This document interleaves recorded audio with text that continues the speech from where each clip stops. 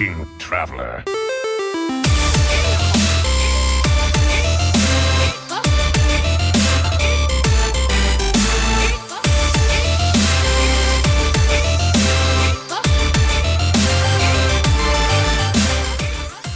Welcome, everybody, to another episode of Born to be Wild, a Wild exclusive Hearthstone podcast where we talk about Wild Hearthstone, have fun with our friends, and spotlight members of the Wild community.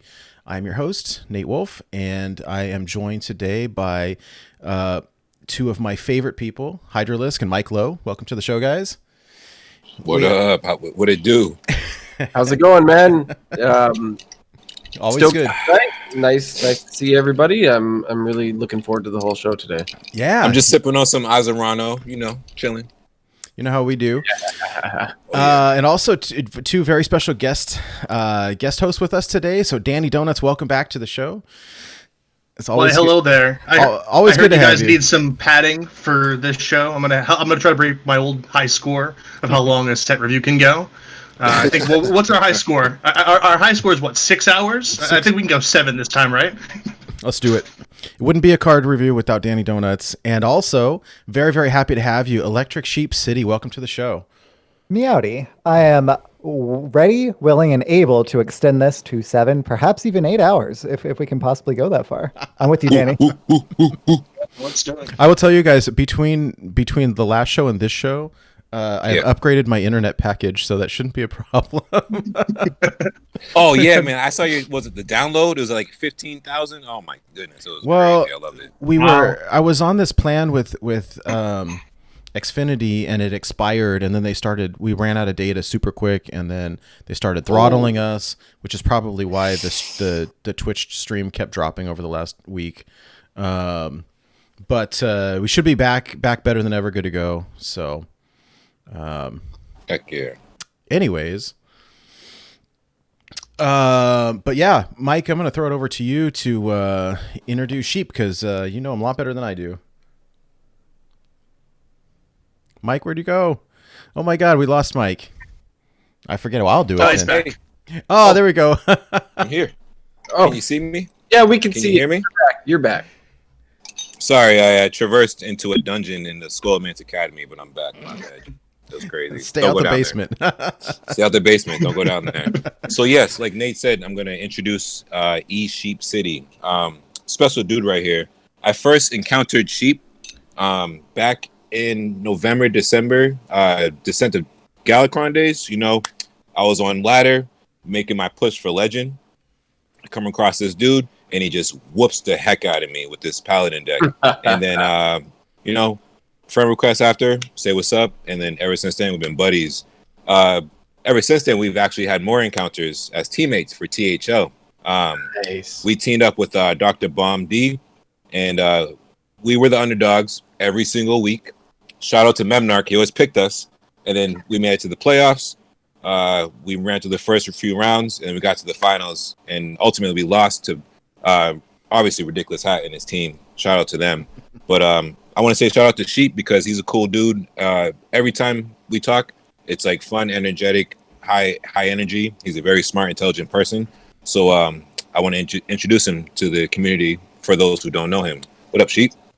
Yo, Mike, thank you so much for those kind words. I'm going to try and live up to all of that because, wow, you put me way up there, man. Hey, no doubt, man.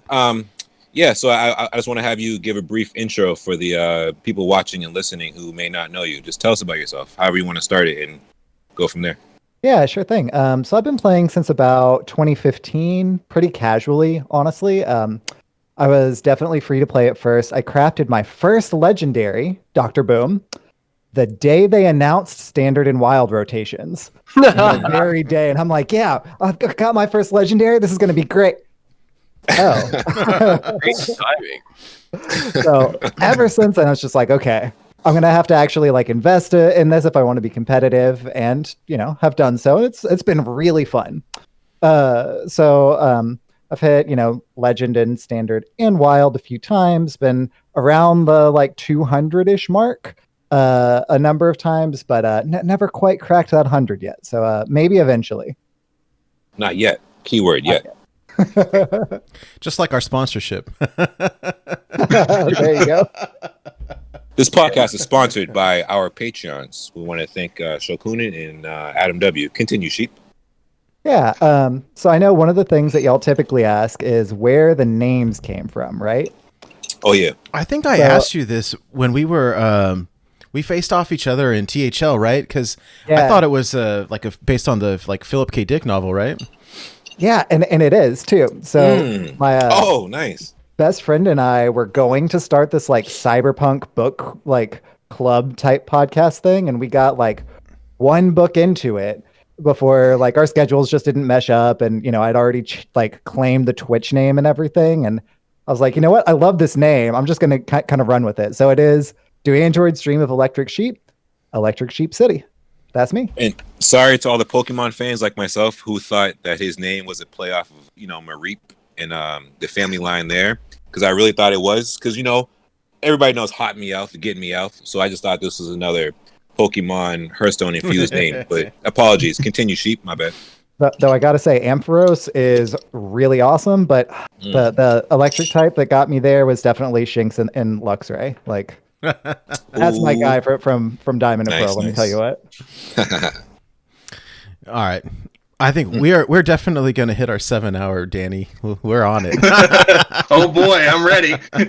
Oh, did I not tell you guys? I'm planning on climbing ladder once 3 a.m. hits, so I'm cool with however long this goes. So by all means, That's hilarious. it's the last day of the month. That's true. Well, gotta be the first to legend, man. I might be 237. Nah, so I remember back in the day, Jonara and I had Slisel had a wild ladder challenge, and we had a race to see who could get to legend first. Back when it was like the old ladder system, it was a race. But those are always fun. We might want to do that at some point. That'd be fun, something fun to throw. Yeah, That'd be pretty fun. That'd be really cool. but yo, Sheep, we appreciate that introduction. I'm gonna slide over to Hydra now for our next segment. Yeah, thank you very much, Sheep. We're really excited to have you on the show for this set review. I was wondering how everybody's weeks have been going. Anything exciting in your lives in Hearthstone? How's it going, Nate? I'm doing well. I will tell you, I spent the bulk of the week kind of prepping for this episode. So a bunch of artwork and stuff, which is exciting. But what I really spent the most of my time doing, thanks to you and Mike over there, is I binge watched 3 seasons of 90 Day Fiancé. 3 seasons of 90 Day Fiancé? 3. Damn. Ooh. I've got two monitors, and so I've got one screen over here where I'm either playing Hearthstone or I'm working on the artwork for the background, and then I've got Hulu on the other screen. Hold on a second. Hold on. You have 2 screens. One screen you're playing Hearthstone and doing artwork, and the other one you got Jenny and Submit fighting in the streets. Oh man! All right, I see you. I cannot tell a lie. You can't tell a lie. Guilty pleasures. No guilt. I watch it every day with my girlfriend. It's awesome. So that has been my week. I'm sure there's something better than that, but that's pretty much what I've been up to. That's great, Nate. How about you, Mike? How's it going? What have you been up to? Hey, I hit 1K with my Druid. So there you go. That happened too. Oh, congrats. A Hearthstone accomplishment. Sorry, I forgot about that. Oh, you got it. Yeah, that's sweet. That's gonna take me forever because I don't play Druid. Like all my classes, I've thoroughly played Druid. I think I got like 170 wins or something. Yeah, now I don't have to play it anymore. Oh, damn. So. What the heck? I know, it's so brutal. I don't even think it's at the level 60. Yeah, we'll see. I mean, No way. There's some more, Come on. there's some broken Druid cards with this set, so maybe I'll play it You again. guys don't want to know how many Hold Druid on. wins I have. Can somebody please slide Hydralisk a token Druid list so he can just get an easy 300 wins? I got you. I got you, Hydra. I got you. Easy. We'll do that because the only Druid deck I've ever played was basically J Druid when it was in standard. Oh, That's it. okay. That's it. All I right. feel you. All right. That's me. I'm done. Cool. How about you, Mike? How's it been going? How's your week? Yeah, this week kept it real simple. I know it was the last week of the month. This being the first month that I hit Legend in the first 4 days. I hit it July 4th. Birthday of Legend was pretty sweet. To be real, I took too many days off after hitting Legend. So like 3 or 4 days, I literally didn't play straight. And as a first-time early month legend grinder, I learned my lesson because decay took effect. Yeah. So I Everyone started entered at passing you. yeah, I entered at 257, and the next time I logged in, I was like, 2000. no, not. Well, yeah. That's what happened to me. No. I logged in at. I came in at 257, and the next time I logged in, I was like ranked 700 and something. It was insane. So I didn't realize what was happening, and then I would take like 2-3 days off after every time I played, and then decay just eats away if you don't play. So for this week, being the last week, I decided to play some Wild Spell Mage. I know it's a deck in Standard. I wanted to try it out in Wild. So I copied the Standard list, swapped out the bad cards for good Wild cards, threw in the Mage Death Knight so we can get some lifesteal. Obviously, we got the Reno to clear the boards when things get crazy. But the deck is actually pretty fun. I enjoy the Mage minions. A lot of them are good. Some of them aren't that great. But there's a lot of times where you can combine like the effects of mage minions with the spells, such as the one that gets +2 attack off of every secret, off of every turn you have a secret down. But this week has just been a lot of laid back wild spell mage games. Nice. So I've just been chilling, waiting for it tonight. So hopefully we go 7 hours into the podcast, and then 3 a.m. hits, and then I'll be jumping right back in that ladder. So I'll have a new story next week. So let me pass it off. Who's next? Who had a good week? Danny boy. How's it going, Yeah, Danny? sure. What have you been up to? So it's been a bit of a Hearthstone light week for me. I played a little bit of Battlegrounds here and there, but I'm waiting for this set to come out, more or less. Mm-hmm. I've been playing some other games. I've been playing a lot of TFT recently. Been playing a lot of that and having a lot of fun with the auto battler genre in general. I'm actually excited because I know they're coming out with a new game mode after this set releases. There's going to be something that's not Battlegrounds that's coming out soon, so that's on the docket. I'm excited to see what Hearthstone's going to put out there. But I'm just getting excited. Like, this is like Christmas Eve, right? We're about to have the whole set in front of us. We've snuck a peek at the presents. We're ready to go. I'm always excited during these times, and the card reviews are honestly my favorite part of content creation, just in general for Hearthstone as a podcaster. So this is what you live for as a podcaster. Mm-hmm. For sure, it's always great content. Love talking about it with everybody. It's a good time. How about you, Sheep? What have you been up to? It's been a little bit of a Hearthstone playing light week for me as well. I got the Standard and Wild Legend, so I don't really feel the need to push for a high finish. But I've been theory crafting, looking at all the new cards. Like Danny said, like this is the best time because the review itself, sometimes you're hit, sometimes you're missed, but like knowing what all of those cards are and kind of like diving in deep is just so much fun. So I've been engaging in Hearthstone kind of more in that kind of arena than playing. But it's been a lot of fun.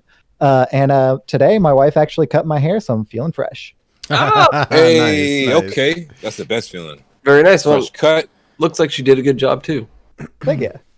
So right on. As for me, this week in Hearthstone, I decided, because I was kind of bored and didn't know what to do, I'm waiting for the expansion to play like an aggro pirate paladin with the whole Thakal Molten Giant package.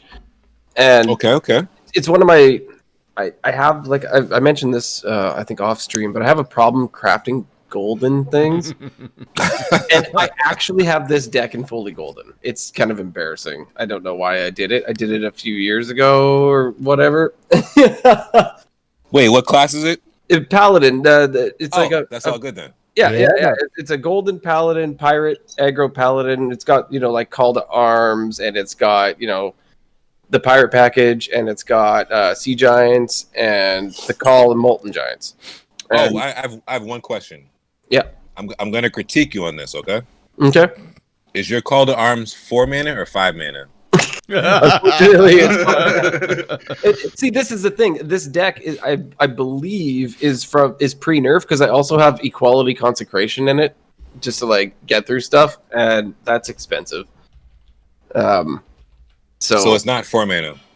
No. I'm just joking. It's all But no, It used to be. I was still getting like this was in Diamond, and I was getting like a 65% win rate. So hell yeah. Solid. I was messing around. I love Paladin. yeah, It just doesn't get the right treatment. But continue. I'll shut up. no, it's fine. Other than that, work's been a little bit crazy lately. I've been working a lot. Today was so insane. I actually threatened to quit, and yeah, it got a little nuts, but it worked out good for me. So, Mike, check this out. Yeah. I threatened to quit, and instead of losing my job, I got a bonus, and I got 2 extra days of vacation. Yo, that's stand up. That's balling right there, man. That's the way to do it. Running my resignation letter tomorrow. So, but, I mean, like, I don't recommend this for everybody, but it sure worked. Just like Danny, didn't you threaten to quit Hearthstone? Oh yeah, no, I did, yeah. And then they and- immediately made the nerfs like 2 days later. I was shocked that happened. We're 2 for 2. We are 2 for 2. So, Hey, you know what? That's true. Yeah, I don't want to cut off. I don't want to cut into your story, so let me stop myself. But yeah, continue. That's true. well, another thing we like to do on the show, though, is we like to congratulate all new Wild Legends, and we have another few ones this month. So, or this week, I should say. We have our lore master Goliath the Dwarf, who hit Wild Legends. Oh, yeah. Which is super exciting, and we're looking forward to having this is a sneak preview here, a little lore episode in the future. Can't wait. Yeah. Next Can't week. Next wait. week. So next week? Yeah. So this should be little sneak preview, but oops. Next week we'll have Goliath on the show. Do some lore. It'll be Scholomance Academy. Will have been out for only a day, and so it'll be kind of fresh thoughts and everything, but we'll have a lore episode, first ever Born to Be Wild lore episode of some Scholomance Academy, the different class legends, some Kel'Thuzad. It should be a blast. So really looking forward to it. But Goliath, congrats on first time legend. That's awesome. That's great. We also have Cthulhu. I'm not sure which deck he piloted to Legend. Do you know name? What he was playing? No, it's she. Oh, she. That's okay. No, I remember who you were. Yeah, that's amazing. I don't remember the deck, but it's super awesome. I mean, I don't know. That first time is always special. You know, I mean, there's a joke somewhere, but like, it's such a.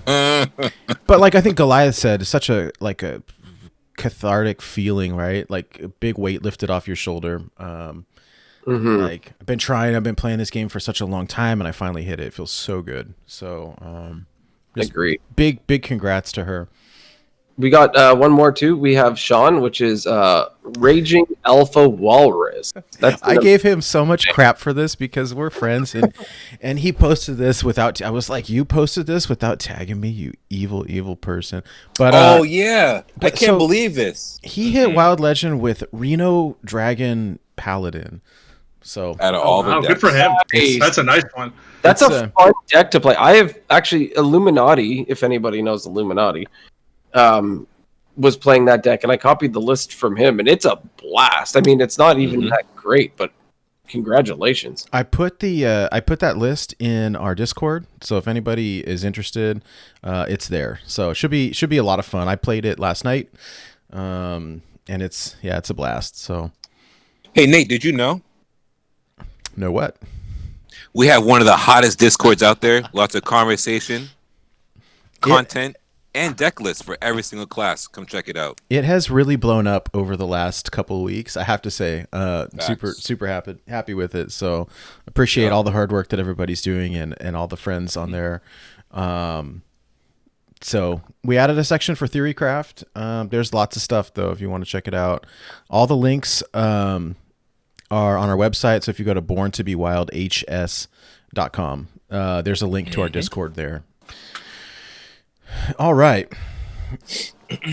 So let's get the show on the road, because we got lots of cards to talk about tonight. So I think Mike mentioned it earlier, but we did want to say a big thank you to our patrons. Shokunin, thank you so much for being the executive producer of our show. It means the world. You keep the lights on, you keep the website running, and we really appreciate your help. And Adam W., thank you for being a patron. Means a lot. Oh yeah, and we got our. This is embarrassing, right? But we hit affiliate status like months ago and totally forgot to apply for it. And we did it over the past week, and we got our little logo in there as our emote, which is awesome. Yeah, love that. I think we're planning on doing commissioning something cool sooner or later, but bigger fish to fry at the moment. But we'll get around to it soon. But. So it'll swap out at some point, but super awesome. We got. Hey, before we go into the reviews, because I don't want to announce this at the end of the show when it's too late. Well, we got people here right now. Starting next Tuesday, I want to host either games with viewers or where we do co-ops. I'm going to put out a tweet next week, and it's me right here on this Twitch page, on the podcast Twitch page. I really want to get some more action here, so everybody listening and watching. Look out for that tweet. More details later, though. Go ahead, Nate. Take it over. Awesome. Okay.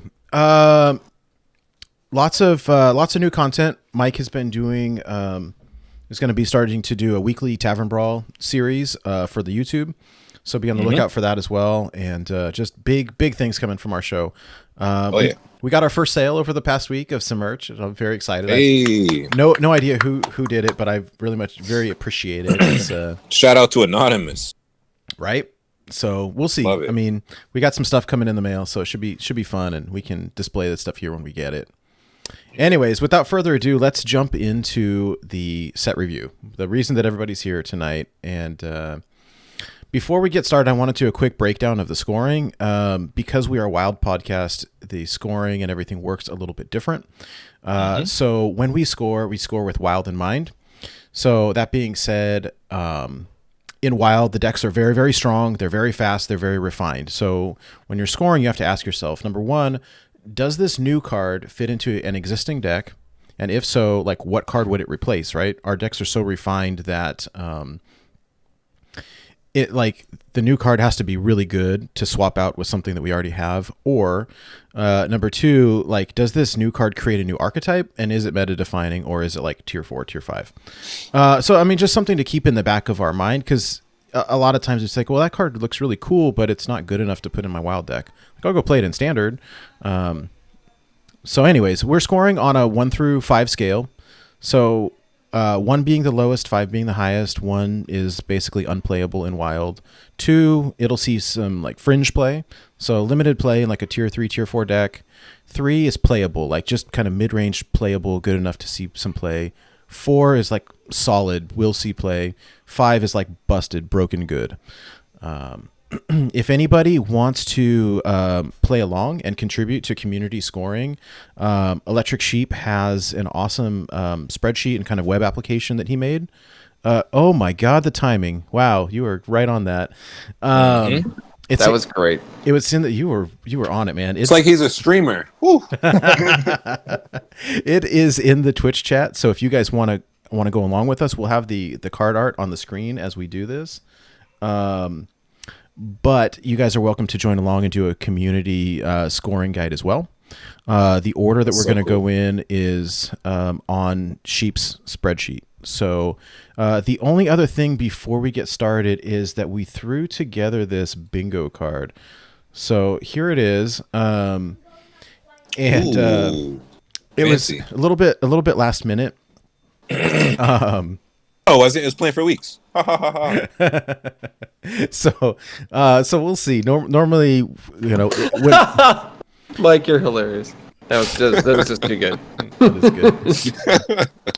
Normally, if we do these, we try to do them way ahead of time, and so it's a little bit cheaty since we have sort of seen all these cards, but it's fun nonetheless. So if you all want to play along, this graphic is on our Twitter. It's in our Discord. It's pretty much everywhere. So it's just fun. And then without further ado, let's jump into it. So I am going to lead us off, starting out with Demon Hunter. So our first card here is Double Jump. So Double Jump, it is a common spell, 1 mana. It says draw an Outcast card from your deck. There we go. So I think, and then the way that we'll do kind of sorry, I should have started out with this. The way that we'll do this conversation on the cards, just to streamline things, is that I'll start, and then we'll kind of go in order. Me, Danny, Hydra, Sheep, Mike, and kind of go in a big circle. So here we go. Double Jump. Here are my thoughts. And I tried to kind of score realistically this time around, and so most of the scores I gave like 1s and 2s, but this card seems almost busted to me. I think it goes in Odd Demon Hunter. It's guaranteed 1 mana draw card. It guarantees that it'll proc its Outcast ability if you play it the same turn, which just seems like busted to me. I think it's pretty awesome. Granted that, that being said, you don't want to, I'm not going to be playing this turn 1, but if I've got mana, like, I will play this and then I can trigger the Outcast ability guaranteed. I think it's awesome. So I gave it a 4. Danny, what do you think? So this is one of the interesting things about Demon Hunter. Just due to the fact that it's a new class, you don't have as many cards in its backlog, right? Mm-hmm. So normally you'd want to use this if you want to tutor for a specific Outcast card. I like it for the utility right now Odd Demon Hunter is the only real Demon Hunter deck that you really see competitively in Wild. And I see for the upcoming future, you're really going to have to get some strong Outcast cards for this to see play. But for now, I think that it does find a slot in the current Odd Demon Hunter, even though I don't think it's optimal in that list. But I think it's good enough to see it, but I think that you could definitely have better cards in that slot. I think I'm going to give it a 4 just because of the playability of it and all that stuff, but I think that in longevity, this card's it's going to transition later on when we have more Demon Hunter cards from being in like an Odd Demon Hunter thing to being like, let's say we have a combo Demon Hunter deck and you need to tutor for a specific Outcast card. This is the card that's going to be there. Imagine like it's kind of like tutoring for Ankar, right? Well, you'll be able to tutor for whatever you want to with Double Jump later on in the future. That's where I think it's going to be in a couple years, but for now, it's just a cycle card. Right on. I tend to agree with you, Danny. I feel like it is playable right now, and I think it has a lot of potential for the future. It's something that, one day when Demon Hunter actually has a lot more cards, which they're very far behind, but when they do have a lot more cards, it seems like an auto include in some sort of Reno, like Singleton. If you're trying to draw a certain card that you want, or just card draw in general. But yeah, I feel like it fits in Odd Demon Hunter, and I'm gonna go with has potential. I'm going with a 3 on this one. Fair enough. Yeah. Drawing an Outcast card is good. Guaranteeing that it's Outcast and it's odd. All are pluses. The only odd Outcast cards in the game right now are Consume Magic, Crimson Sigil Runner, and Eyebeam. Those are powerful cards, but are you ever really going to want to play like all of those kind of right then? Possibly. That's a good point. Don't make that face. But because of that, I think it has potential, but we're not going to see a ton of play with it right now. So I'm going with a 3 as well. What do you think, Mike? Yeah, so I'm going to go with a 3. I'm looking up Outcast cards at the moment. Crimson Sigil Runner, Consume Magic, Eyebeam, because we're talking about Odd Demon Hunter. Yeah. So at the moment, I'll say, based on it being a new card, people want to play and try it out, and it being a tutor specifically for Outcast, I'll give it a 3. In the future, I feel like they're going to have to pay attention to what they make Outcast. By the way, shout out to Gallon. I saw Gallon join the team today, so I know they're just pulling in even more higher intelligent people, to make these cards. So I give this card a 3, but I'm thinking about the cards in the future, what will have Outcast, and I feel like this card will just get better over time. Yeah. Yeah, fair enough. I like that. I think that's one thing. It's funny that you guys took that into consideration when I missed that because I took that into consideration for the next card. Okay, so next one up is Marrow Slicer. It's a 4 mana common weapon for Demon Hunter. It's a 4 mana 4/2. Battle Cry, shuffle 2 soul fragments into your deck. So this is this new mechanic.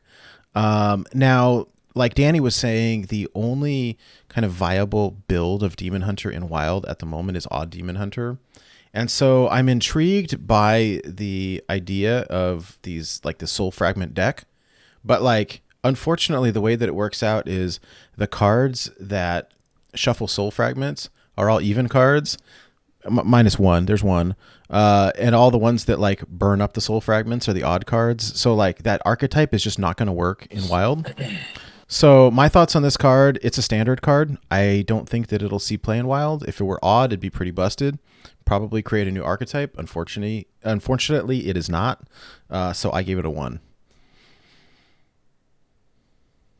Yeah, I'm in the same boat with you on this. I mean, I think that the whole soul fragment effect is kind of going to be like Librams. I think Librams is actually going to be stronger than soul fragments, even though it's between dual classes. But I mean, the big thing with, I mean, we'll get more onto this when we start talking about dual class cards. But like the fact that Warlock, it shuffles 2 copies into your deck is very bad because you can no longer run it in Reno, which is one of the most devastating things where you'd want to be able to run that.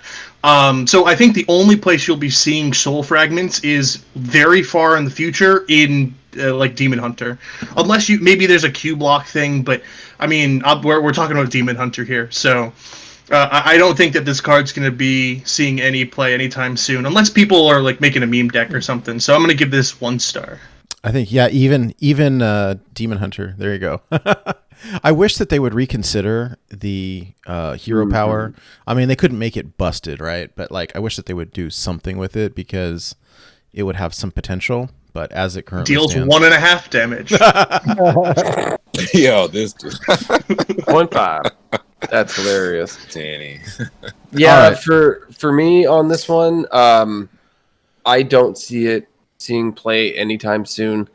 It's an even costed card. It can't be played in a Reno deck.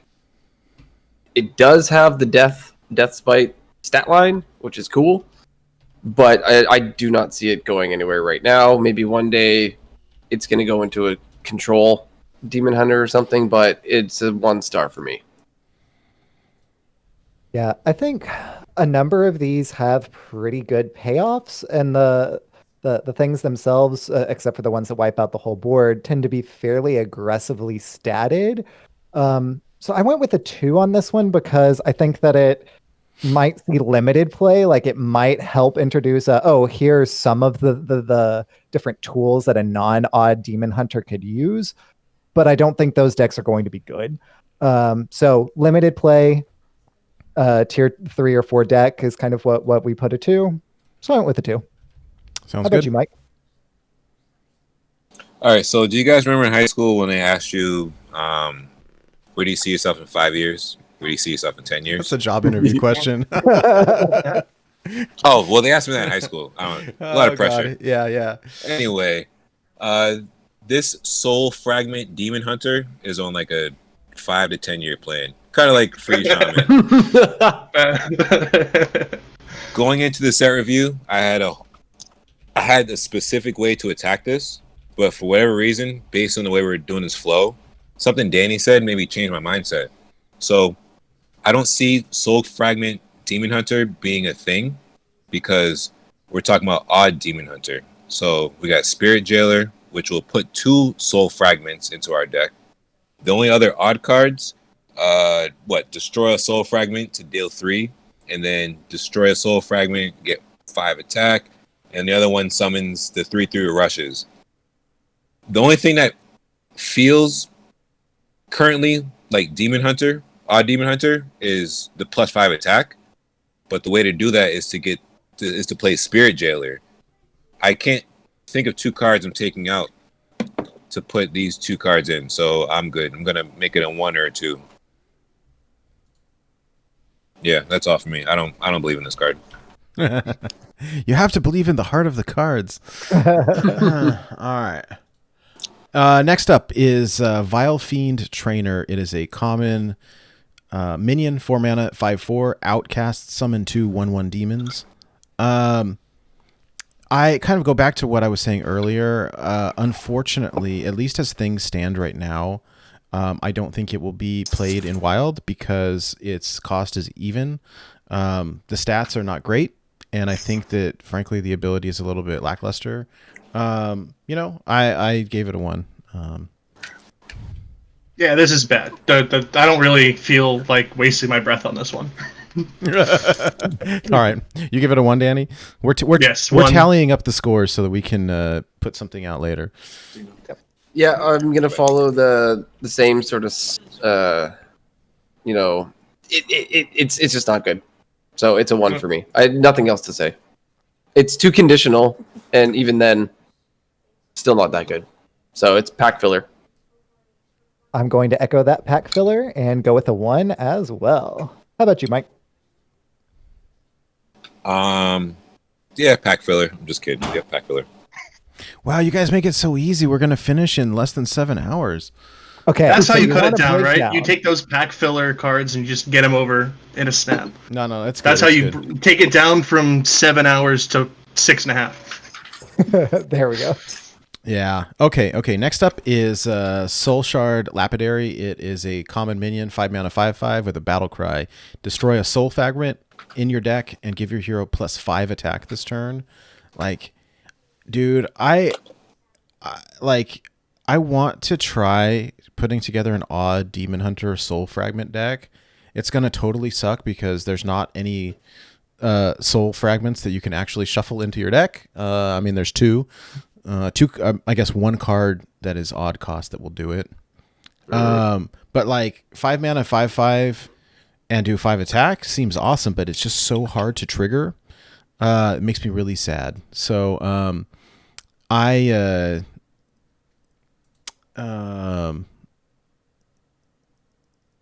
yeah, I give it a 1. Okay. Yeah. This is going to potentially see a lot more play than the other soul fragment card, but I'm in the same vein where this is very feast or famine. Either you get the 1-drop and you play the 1-drop, and then you play this on 5, and it's really strong. But I mean, I think we already have something similar with I don't remember the name of the card. What's the 5 mana 6/4 that deals? That's pretty much the slot that this is compared to, and I think that card is just significantly better because it's easier to hero power than put a soul fragment in your deck. Yep. So I'm just give this a 1 because there's something that I don't want to say it's strictly better, but it's fairly better in most situations. Okay. Mm-hmm. Now, do we know? Have we heard anything about soul fragments being exclusive to this expansion? It's in the same state as Librams. They didn't say that Librams were going to be exclusive to the set, but it doesn't seem like they're continuing it. And I think that due to the fact that this is like a dual class thing, they probably won't. So yeah, if soul fragments if they're not printed anymore, this is a 1 for me. If they are printed, I'd give it a 2. But if they're not going to touch it again, we're just going to go with a 1 on this card. Yeah, I'm gonna kind of mirror what I did with Marrow Slicer. I think that you don't play Soul Shard Lapidary in an odd Demon Hunter, but like there might be some fringe tier 3 like Soul Fragment tempo-y thing. So I'm giving it a 2. This is one of the payoff cards. I like it. I did see Cream Puff put together a Theorycraft deck that was had Glide in it. We haven't got there yet, but it was like it's an aggro, around pirates and stuff like that. And you could put, if I wanted to make an aggressive Demon Hunter deck that's not odd, with Soul Fragments, like I could do this, and then I could jam in a Lothep or some other, but I agree with you. It's probably going to be a tier 3, tier 4 deck. So yeah, I don't know. I mean, I want someone to make it. Try it, but I just am reluctant to call it good. Yeah. All right, Mike, what do you think? Well, these soul shards, or as us classier folks call them, Horcruxes, Sadly, I fully believe it's just a flash in the pan. I put this in our Discord. In case you guys haven't seen our Discord, check it out. It's a great place to be. Celestion had answered a question about if dual class cards will be continued, and he had said that dual class cards were specific to the Academy. That makes me believe cards like the Studies and cards like Soul Fragments, or as us classier folks call them, Horcruxes, are specific to the Academy only. So I feel like I'm going to play Soul Fragment Demon Hunter when I need to complete a quest to play something off meta. I just don't see any of this fitting in Odd Demon Hunter, because we're doing this review at the time of where we are now, and Odd Demon Hunter reigns supreme. So in the future, maybe there's some other magic happening, but I don't see it right now. I do hope, like, I know they always say that, right? Well, this is specific to this set, and we're never going to do this again. But, like, every once in a while, like, they do something and then recant on it. I remember, I'll never forget when they pulled BlackRock and Nax Ramus out of the shop and said, yeah, we're not selling these anymore. And I was like, oh my God, I got to get these on my kids' account before they're not available ever again. And then they brought them back, you know. But they've also, and they've said that with card backs, and they've slowly started to bring the card backs back. So, like, Thankfully. I know, right? Yo, Nate. I don't. Sorry, I just wanted to say about that. When they took those out of the store, I did not ever have Naxxramas.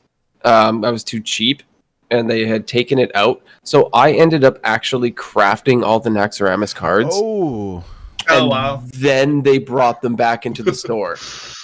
And I was not a happy camper. They owe you a refund. I'm sorry. My drink is not strong enough for what you just told me. I crafted the whole set, and then I sent in a complaint email asking if maybe I could get some dust, but I didn't get anything. No, that's sad. Sorry to cut you off, but I had to share that sad, funny. sad story. That's good stuff. I mean, so I don't think, you know, they tried a semi-dual class thing with the Pride class stuff in in Gadget Zone, Mean right? Streets, yeah. And so, you know, I mean, there's potential. But they said, like, with the Old God stuff, like, hey, they're not making more Cthulhu cards. Wouldn't it be crazy, though, like 10 years from now, they print another Old God set? Like, please. I would absolutely love that. So, I don't know. I don't think it's out of the realm of possibility. I think... I can see it right now. Yogg-Saron, Battle Cry. Play a random spell for every spell you played last game.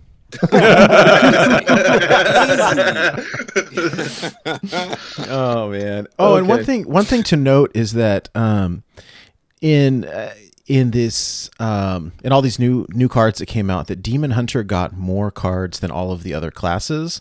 I was going to playing catch up. Yeah, it was interesting. I was like, wait a minute, did they make a hey Sheep, there's 11 cards here when all the other classes got 6. And so they're playing catch up. Anyways, moving right along. The next one up is called Fell Guardians. It's a 7-mana common spell. Summon 3 1/2 demons with taunt. Cost 1 less whenever a friendly minion dies. So here's my thought on this. Even with a mana reduction, I feel like more often than not, it's just a dead card in your hand, and it'll mess up your outcast energy. And frankly, like, I mean, normally cards that reduce mana are really good, but Odd Demon Hunter is really aggressive, and I don't really see myself playing this. I mean, I hope someone proves me wrong, but, like, I just don't think it's good, and I gave it a 1. I mean, if you compare this to Corridor Creeper's 7 mana, it's a 2/5. It's probably about the same as 3 1/2 demons. The taunt probably gives this a little bit better, but this is only when friendly minions die. The other one is Corridor Creepers when it's any minions die. Yeah. So I mean, Corridor Creeper is not being run in any Demon Hunter list. Why would this be run? Yeah, I'm going to tend to agree. This seems to me really, really bad. If you're having your minions die, it's probably because, like a lot of minions, you're probably running an aggressive deck, right? Where they're clearing your board, and this is not an aggressive card, right? So for me, it doesn't really make sense in any sort of aggressive deck, and a couple or 3 1/2 demons with taunt doesn't even really seem good in like a slow control deck either. So I'm for a 1 on this one.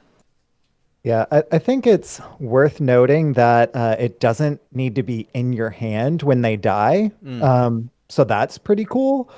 But I mean, this is supposed to be for Token Demon Hunter, and Token Good Demon point. Hunter is nowhere near viable. This is a 1 for me as well. What do you think, Mike?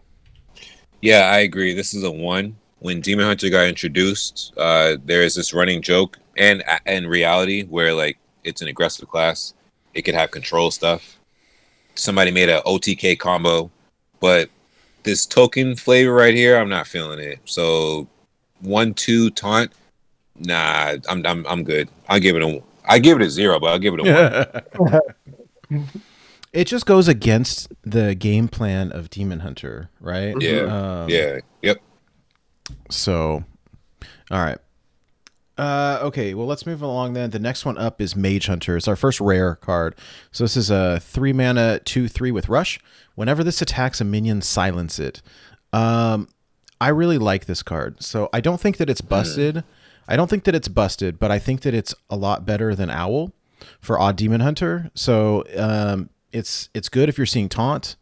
Then run it. It's like a tech card, right? I definitely think it's playable. I think the Rush is good.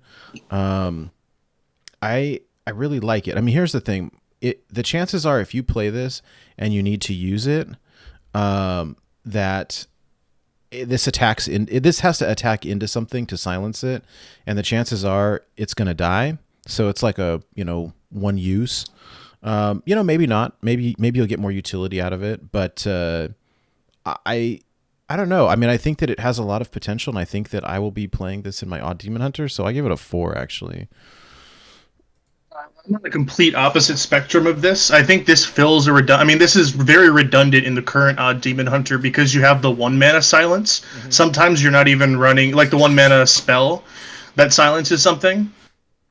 So that's my issue with this, right? Where you're already running 2 copies of silence, and sometimes you're even reducing that down to 1 to make card space. And this, in essence, is going to die if it goes into anything that's like more than 3 attack. So you're either spending 1 mana to do it or 3 mana to do this, and I'd rather spend 1 mana to do that and then have more mana to do other things. Yes, this does. If you have to silence like a 1/2, it can play a little bit earlier for board control. But if I'm running silence, I'm typically running 1 copy of silence. Right now, you're running 2 copies of silence because there's no better cards in Demon Hunter generally. That's why you're running 2 copies of that card. So I don't know. I'm leaning more towards a 2 with this card. Cool. I like hearing the different point of view. I like it. That's a really good point, Danny. Oh, I want to go on record saying that Danny is a lot smarter than me, so I would tend to believe Danny's opinion over mine. No, it's all good, Nate. I was actually leaning more towards your side of things, Nate. But then Danny put a little light bulb over my head. Well, I'm also a pessimist, right? I that's one of the things. If there's a card that's really good, I'll look at it. And besides the cool cards, right, where it's like, oh, this is a cool interaction, how can I break it? But a lot of times when you have a lot of these general cards, I'll try to figure out how the card is bad rather than how it's good. And then that's where my opinions really come from. All right, well, for me... Man, you got me all confused, Danny. I was about to give it a little bit more praise, but, if Edwin is on the ladder quite a bit, this is really good against Edwin, right? Because it'll turn it into a 1/1 and kill it and survive. Think Void Caller. Void, is this, you're going to see this in... And Void Caller is good. Or Demon, you're going to see it in the Demon Hunter mirror matches. So all those 1-drop, 1-attack minions... or 1-drop minions, a lot of Warlock minions, anything with Death Rattle, anything with Taunt. So that's one of the things with this card, though. Once you get to a critical mass of silence, this would be really good with eggs. That's really good with eggs. I like it on eggs. Okay, I'm gonna go with a 3 because I do think, like against Zoo with eggs, against Edwin, it has potential. This is a 3 for me. I like it against Discard Warlock too, where some of the stuff is, this could be good. I don't know. All right. Sorry, it's not my turn anymore. Sheep. Yeah, I honestly love Mage Hunter. I think that it goes in with the legendary Demon Hunter dual class card that we'll talk about much later, and something that's kind of more fighting for the board. So it would leave behind a much stronger minion if you're able to play it. Then this is for me a 4. I don't know if you run Wow. this and Consume Magic in the same deck. It's odd. You're definitely going to, I think, run it there. I think it's going to be strong. Yeah, I'm definitely going 4 on it. I can see where Danny's pessimism comes in, because if you don't have something where it's more guaranteed to leave behind something on board, you just spent 3 mana to silence something. That would suck. I do like the rush. I think if it didn't have rush, Yeah. my score would be a lot lower. Hard agree. Yeah, that rush is what makes it. If we're playing against a Q block, there's that 8 drop, there's a Void Lord, there's so many things that we can then go into and bypass that taunt afterwards. I think I'm running 2 of these in an Odd Demon Hunter. So 4 for me. Cool. What do you think, Mike? Yeah. So was that Nate that just said I like that it has rush? Yep. Yeah. I was gonna rate this card low. So I understand it has silence, and immediately when I saw it, it was the same reaction that I read on Twitter. Oh, this can shut down Edwin. But I can't count on one hand the number of times I've run into Edwin playing Wild. Yeah. So I also have to remember I was reading Twitter in the standard lens. So when I think of Wild, I'll give this card, like a 2 or a 3. Somebody earlier was saying that Argent Braggart was going to be OP, and I disagreed because we'll talk about it later. But if that card had Rush, Taunt, Divine Shield, maybe.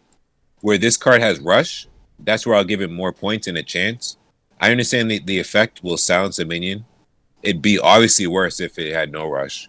But I just don't see this one card saving a lot of scenarios. I played a lot of Odd Demon Hunter.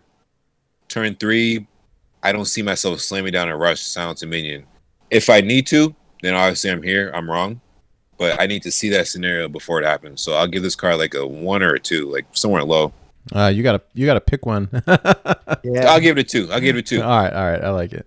Sorry, I was watching Zalay earlier. Zalay and no, who was it? It was No Hands Gamer and Jay Alexander. They were doing the whole 2-number system. Sorry, my bad. I apologize. Oh no, it's all good. It's all good. Yeah, No worries. I'll give it a 2. All right. Okay. Next up is Shard Shatter Mystic. It is a rare 3 mana 3/2 with a Battlecry. Destroy a soul fragment in your deck to deal 3 damage to all minions. So here's my thought. I will try it in my Odd Demon Hunter Soul Fragment Tier 4 deck. I'm kind of bummed that it deals damage to all minions. So like my minions, including my opponent's minions. And I think that the real struggle here is the lack of shuffle Soul Fragment cards in Wild, at least that are odd cost. So I gave it a 1. Yeah, I'm in the same boat. I'm giving this a 1. This is probably, in any aggro Demon Hunter list, this is probably the worst payoff. This is more like for a control Demon Hunter. Like, if you ever have a control Demon Hunter, this is the card that you want to have that payoff from, because it's a board clear that's like, that you can play just there. But, I don't know. I think we're gonna have to wait a long time. Like Mike had said, this is the 5 to 10 year plan from when we're gonna start seeing this card come out. So that's a 1 from you? Yep, that's a 1 on my side. Yeah. There's not enough things to make this good. In Odd Demon Hunter, it deals damage to all minions. To me, no good. 1. How about you, Sheep? So I was giving the other Soul Fragment cards a 2. That's because their payoff is more tempo aggro, that you can kind of justify running them in like some sort of a tempo aggro Soul Fragment non-odd thing. This is not that, right? Like this destroys what tempo you're actually building. That goes against what I want to do with that deck, which is not going to be a good deck anyway. So this is a 1 for me. What about you, Mike? Literally everything you just said. End of sentence. Great. Moving right along. All right. I like it. Next up is Glide. It is a 4-mana rare spell. Shuffle your hand into your deck, draw 4 cards, outcast, your opponent does the same. So here's my thought on this. I wish that it cost 5 mana. Okay. Damn. What? So I think you play this in an aggro kind of pirate or zoo style build. Like, this could be good. I like the card draw. This is card draw and disruption built into one. But like, unfortunately, I don't think that version or that build of Demon Hunter is good enough to combat the other decks in Wild. That being said, I still think that it will see some play. Like I was saying earlier, I think Cream Puff did a theory craft of like a aggro kind of pirate tempo aggro build, and jammed this in. I mean, I love the effect. I'll play it in standard for sure. I gave it a 3. This is a very cautious 3 because I really like what it does. I just really worry that we won't be able to actually play it. So anyways, that's me. Well, I'm actually very excited for this card because I think this card is so broken in standard, it's going to be nerfed to 5. So I mean, Yes, that is something yes. that's that is a thing to consider with this card, because I think that just inherently in any aggro deck, being able to draw 4 cards off the top is really strong, but you have the benefit that if you're playing against a control opponent, they're holding on to their big bomb removal spells. They're not like holding on to a couple little tokeny minions or whatever. They're playing all of those on curve to try to beat you out. And any cards they have in their hand, like let's say they have 5 or 6 cards in their hand, all of a sudden the ones they're holding get whipped back into their deck, and then they get pulled back out with some random, like you'll probably hit a penance or something from your opponent. So I'm actually giving this a 4 because I think it has the potential to, I don't think it has the potential right now, but I think in about a set or two, this can push off of that odd Demon Hunter path and then start bringing in another type of aggro Demon Hunter that's not necessarily odd. But I also think that this has a high likelihood of being nerfed to 5 mana, and then it will be the most broken card in Demon Hunter for odd Demon Hunter. Mm-hmm. That is a very good point, Danny. Let's pray for the nerf. Yeah. Yeah, so for me, obviously, it's not being played in odd because we can't. I do think that there is a possibility that there could be an aggro Demon Hunter eventually that is not odd. There are aggro rogues that aren't odd, right? They're fringe, but the idea that you can totally mess with somebody's hand, or say they have a full hand, right? Like they got 9-10 cards, and you're like, no, those all go back, and now you have 4, right? Like that's super powerful. And at the end of the day, no matter what, you draw 4 cards from this. Yep. Right? So I think it's good. I don't think that we can play it right now, but we will play it, in my opinion. And so it's a 3. Yeah. All right. Yeah, I also am going with a 3. I think that Glide is in its current state, in its current unnerfed to 5 state, might honestly push a non-odd Demon Hunter into actually like being viable. That's I what I don't know want. how good that's going to be, and I'm giving it a 3. It's not like the Soul Fragment ones that I'm giving 2s, right? Like I think that'll be like a reasonably, like probably bottom of tier 2 style deck. But I mean, it's not going to be like definitively will see play for a 4 or busted for a 5. So I'm going for a 3 on this one. What do you think, Mike? I had a hard time judging this one because of how like crazy the effect is, and the fact that it costs 4 mana. And then my brain went total meme mode, and then I was like, "What if odd Demon Hunter starts playing Golden Scarab, and they discover a 4-cost card and they get Glide?" But based on the fact that this card is 4 mana, Doesn't matter. I just love the effect. It's got to get nerfed, right? Yeah, I think this actually has a really high likelihood of being nerfed. Yeah. But the meme with this card, by the way, is you run Emperor Thorson and Togwaggle, and you hit both of them. You swap decks with your opponent, and then shuffle their hand into your deck. That's the meme. If you want to really start, hold on, whoa, hold on, slow down, hold on. Galaxy brain. Say this again. Go do that. So one more time. I'll run it. I'll Step run by it by step. you. So Okay. All right. So you play Emperor Thorson. You get a tick on this. You get a tick on Togwaggle, the one that swaps decks with your opponent. So you play Togwaggle, you swap your deck with the opponent, you take their hand, and then you shuffle it into what was their deck and what is your deck, your original deck. So then, anything they're holding on, like there's like a combo or whatever. Oh, did I disconnect? Oh, okay. Yeah. So that's what you. That's the meme. That's the if you want to go through and really meme this up. Wow. Let's do it. That's some next level. Yeah. Danny with the brains. That's crazy. Hey, before my turn ends, for all the visual viewers, I'm changing my light over here as we go through each class, just so you guys know. But unfortunately, I think we have 3 green classes in a row, so I gotta figure different shades of green. I love your light. It's so cool.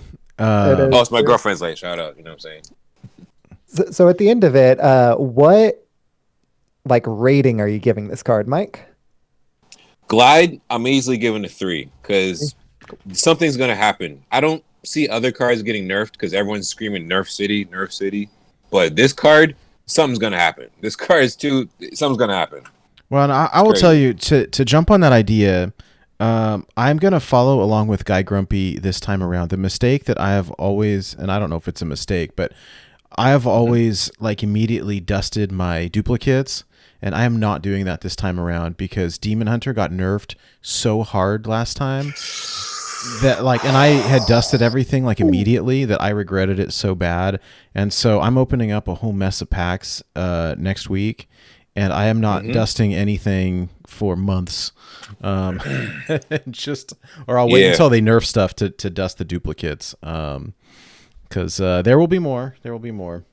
All right, let's move along. Next one up is called Cycle of Hatred. It is a 7-mana rare spell. Deal 3 damage to all minions. Summon a 3/3 spirit for every minion killed. We lost Danny. Hopefully he'll jump back in. But I'm going to go ahead with this card. So here's my thoughts on this. I think that it's a cool idea. I think it's too slow for Wild. Basically, it's a mini board clear that leaves minions on the board for you, but not for your opponent, maybe. But I think in Wild, the minions tend to be really sticky. And by turn 7, I want to be winning, not playing this. I think that there's a good chance in Wild because there are so many sticky cards, Death Rattle stuff and eggs and kind of you name it, that I don't really see myself running this. God, I love the idea of it, but...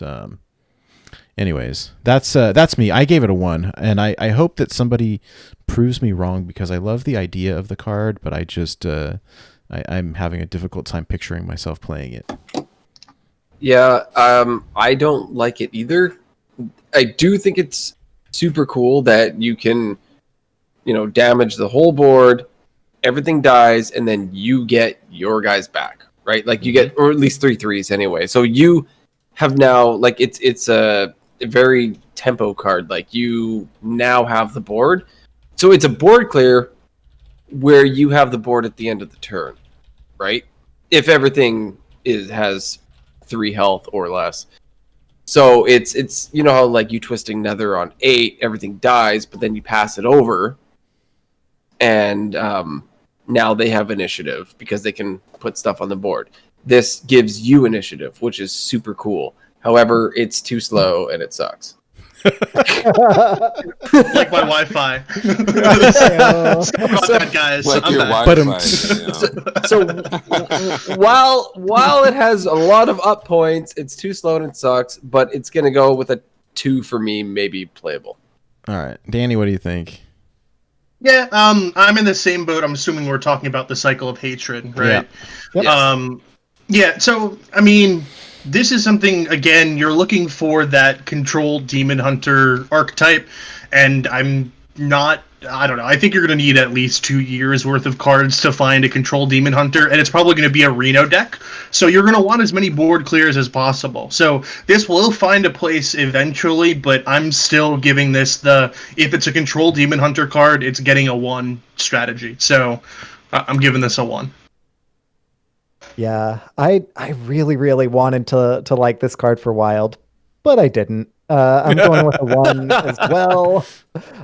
It's so cool in that it's like control and tempo, and like that's fun, but like there aren't a whole lot of non like tokeny things that you'll really be able to kill with this, and even a lot of the tokeny things have Soul of the Forest on it anyway, and they'll still have some initiative as well. So at the very least, right now it's a 1 for Wild. What do you think, Mike? Yeah, same here. I mean, when they launched Demon Hunter, everyone said it because it's obvious, but all the cards were created at a higher power level in case the class fell on his face. But they've had to do how many nerfs now, guys? 4? 10. 5?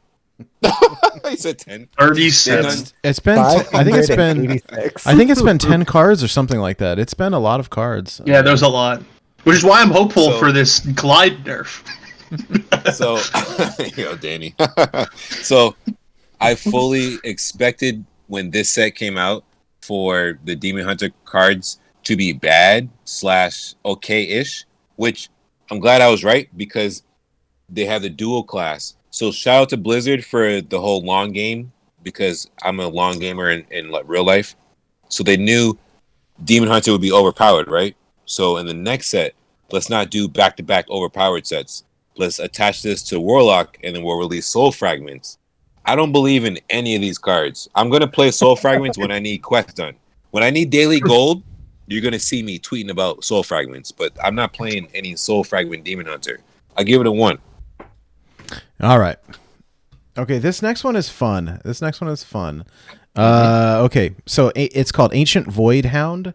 This is the epic for the set. It's a 9-mana 10/10 demon. At the end of your turn, steal 1 attack and 1 health from all enemy minions. Okay, I absolutely freaking love the mechanic here. It's just the idea. This is something new for the game, right? So all enemy minions get -1/-1 permanently. This card gets +1/+1 for each of those, right? That's what I think. Okay, but unfortunately, this thing costs 9 mana, and it's way too expensive for Wild. So unless there's a way to cheat this out, which I don't think there is, I just think it's way too slow. Like if we had Void Caller for Demon Hunter, like heck yeah. But I mean, there's a couple 6 mana cheat out one. I mean, that's a bit of a stretch to ever run that. I mean, I think that Void Caller being on 4 is the sweet spot. I think 6 is too slow, but there is a way to cheat it out. There is, but there's a way to cheat it out, but it's cheating it out a couple turns after I want to cheat it out. Like, so here's my thought. Like, the mechanic is so freaking cool. Like, somebody make this work in a competitive deck, and I will buy you some packs. But like, I just don't see. I gave it a 2, and I gave it a 2 instead of a 1 because I want it to work so bad. But like, I just don't think it actually works. Anyways, I'm in the same boat with this one, just because. I mean, if this had taunt, I think that just the taunt keyword is how you make this a really broken card, right? If this was, I mean, you got to compare this to like Void Lord, right? This would be the Void Lord for Demon Hunter, which would push it that way. But I mean, I don't know. Without that, this becomes all right. I'll put your opponent wasted his entire turn playing this thing for stats. It does go through and clear some token minions and all that stuff, but it's way too late because your opponent's going to be swinging with their weapon and killing you the next turn. Like, if you've gotten this far and you're wasting a whole turn to play a Void Hound, I don't know. Even if it had something where it's like heal your opponent for the amount of damage, or heal yourself for the amount of damage dealt to your opponent's minions. If there was something like that, then this would be a good card. But I don't know. It's lacking some of the essentials. For me, what was your score? A 2? 1 or a 2? I'll give it a 1. 1. Okay. For me, if you really wanted to make it broken, you give it charge. Yo, this dude. I like it. I like it. Yeah. Oh That- my god. Yeah, that would be pretty sweet. Hey, no, I don't think that it's playable. In my opinion, it's a 2. It's a 2 for me. It's too slow. It's super cool. You can play 2 of them. It's not a legendary, but it's turn 9 and it doesn't do anything really. Like, yeah, it takes away an attack, but if it doesn't do anything. It's not a board clear. It takes 1 attack away. Seems like a dead card. In fact, hold on. Did I say 2? 1. I'm going 1. If they could have made this like a 6 mana 5/5 or something like, or a 5 mana 4/4 that with the same effect, right? Like it would be so cool.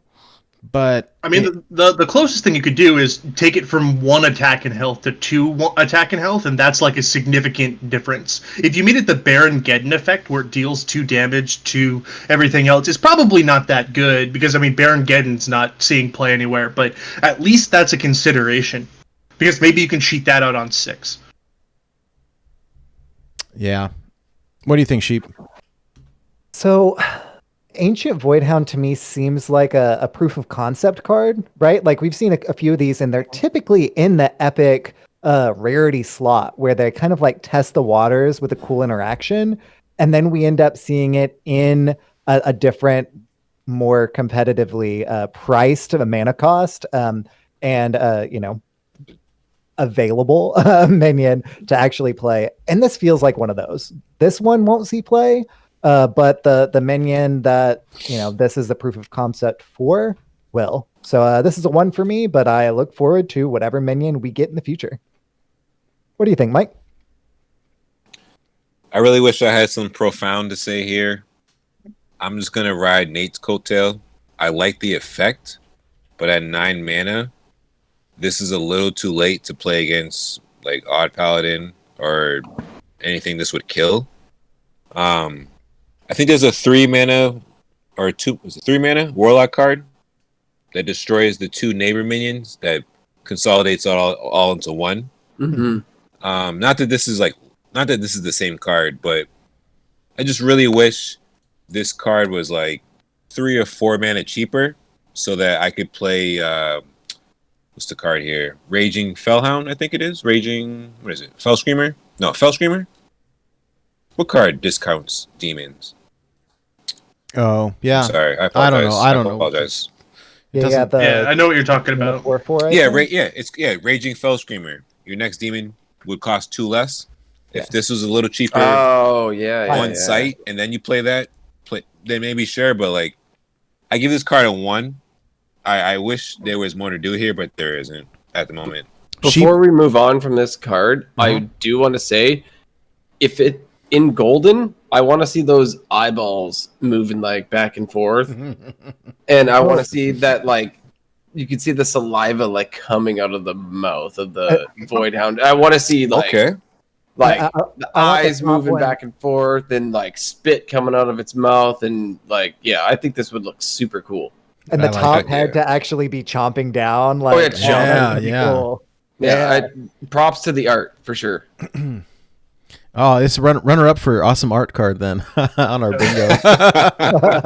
There it is. Hey, Sheep, what did you score this one? I missed it. Was it a 2 or a 1? I went with the 1. 1. Okay, good. I got everybody then. All right, so here's the last card for Demon Hunter. This is our legendary of the set. Star Student Stelina. This is a 4 mana 4/3 with Outcast. Look at 3 cards in your opponent's hand. Shuffle one of them into their deck. I like the idea. I don't think that this sees play in Wild. I think it's really interesting in Standard. I really like the disruption, right? So look at the 3 cards, shuffle one out. Like the potential in Wild is super cool. Like, oh, look at 3 cards, take their combo piece, take Aviana, take Kuhn, take Reno Jackson, take Raza, shuffle it back into their deck. Like, you can wreck somebody's turn, but like, unfortunately, at least at the moment, the only good Demon Hunter in Wild is Odd. So unless there's like, maybe if there's a Reno build, I could see this going in that. If they ever make an even Demon Hunter, I could see it going in that. I absolutely love the effect. I just really struggle with how I would play this. So I gave it a 2, like thinking about some fringe play, because I really want it to work and I really like the idea. I don't particularly like the stat line, but it makes sense as far as like Demon Hunter as a class is aggressive, right? So it makes sense that this is I'd rather have it be a 3/4 than a 4/3, but it kind of falls in line with the flavor of their class. I don't know. I gave it a 2. I mean, information in Hearthstone is a tricky bit, right? Because, I mean, people aren't running Chameleos just generally. I think that's a good comparison. So the difference about that, though, is that people in Standard right now are running Madame Lazul because you have an interaction portion on that information. I think that this is going to be the conundrum of Hearthstone. I think that with the information, it's only worth it if you can go through and interact with that information to do something. Because, I mean, the number of options that you have in Hearthstone are so limited that you should be playing around the things that they have potentially in their hand, no matter what, right? You should be playing around a Psychic Scream if your opponent is on 7 mana and Priest. You shouldn't have to look at their hand to know that it's there. But with this, it's like, oh, well, now I have the potential that I know it's going into turn 7, I need to play Star Student Selena to get rid of that Psychic Scream. And then potentially you have the RNG of hitting one of those cards. I mean, that's why I think this is a little bit better than something like Chameleos. I do think that the placement of this is awkward, just being on the odd mana slot, or not being on the odd mana slot, rather. I feel that we're going to... It's going to suffer in Wild just inherently due to that. I think that all of the even cards that Demon Hunter has for the next 2 years are going to be hurt by that. But I'm going to give this a 3 just because when we get to this phase where we're not just running Demon Hunter, this is probably going to start being played in all Demon Hunter lists that are non-odd. Because you're going to see it in aggro decks because, I mean, getting rid of a board clear is great, but then you also have the ability in a control deck to get rid of combo pieces, so it has that duality effect. Yeah, I think you see people compare it to like Chameleos, and nobody plays Chameleos, and I remember all of the kind of hype around that, like, oh well, you don't actually play Chameleos, but you let it sit in your hand so you know what your opponent has, but like it's not worth the slot in your deck, like it never has been. This is a little bit different though. This is pure disruption. So I don't know. I mean, I agree with what Danny said. I'm sorry, I missed your score though, Danny. What did you give it? I'm giving it a 3 because I'm a little optimistic on this one. I don't think it's going to see immediate play, but I have a suspicion we might start seeing some non-odd Demon Hunter coming up. So we'll see how that goes. Nice. Okay. Cool. Yeah, for me, I really, really like the disruption. It's really cool mechanic that I like. We have to remember it is Outcast, so it's not just a battle cry. Yeah. So yeah, good point. It is conditional. So unfortunately, you can't just always run it out on 4. I mean, you can for tempo, but it only has 3 health. So you have to make sure it's in the right spot in your hand to actually have this work. But as Danny pointed out, for board clears, if you've been building a board, you're going hard at them in a regular Demon Hunter, obviously not odd, you can stop them from clearing your board, right? Like if the card in their hand is Dustbreaker, right? Shuffle that back into their deck, but it seems extremely fringe, and it's not always going to be on the side, like on one of the sides. So I want to give it a 3. I do, but I think I got to drop it to a 2 because of the Outcast. So fair. I'm gonna make a if it redaction. wa- I didn't realize it had Outcast on there. I read it as it not having Outcast, and I thought it just did that effect. So I'm gonna have to redact my score as well. There you go. All right, yeah. Oh. Woo, Yeah. good save. If Because it was Battle Yeah, Cry, good save, huh? we're talking Battle Cry, but it says Outcast. So No, yeah, you're right. It's a 2. yeah. So Danny, you're saying you went down to a 2 too? Yeah, I redacted that. It's back to a 2. Yeah, I'm also going with the 2. I think this is one of those cards that kind of helps that like non-odd demon hunter be viable, but I think it's more of a tech card in that deck. I don't think that it's one that you're necessarily always running. If you're like playing against a lot of Raza Priest, then you're going to run it. If you're playing against a lot of combo, you're going to run it, or control, right? But if it's still like an aggro or perhaps a mid-range meta, you're definitely not going to run this. So yeah, for me, it's a 2 because it's even in that deck that I've have been theory crafting. It's sometimes there, but it's conditional at that. So 2 for me. What do you think, Mike? Yeah. The fact that this is Outcast, I've played a handful. I have about 130. This might be embarrassing, but whatever. I'll admit it. I have about 130 Demon Hunter wins. So we all know with all these wins come maybe just as many losses, maybe more if you are not as talented. I almost used a different word there. I've been drinking, sipping a little bit. This card right here, I'm going to give it a 2 because I like to be sneaky. I like to, play my opponent. So if I could set this up, that'd be cool. But the fact that I have to word this sentence this way is why I give it a 2. If I had a battle cry, easily a 4. Maybe not 5. Easily a 4. But the fact that it's Outcast, I need to play the cards to the left of it to shove it to the left. Or I need to play this new 1-mana spell that draws an Outcast. And hopefully there's no other cards in my deck.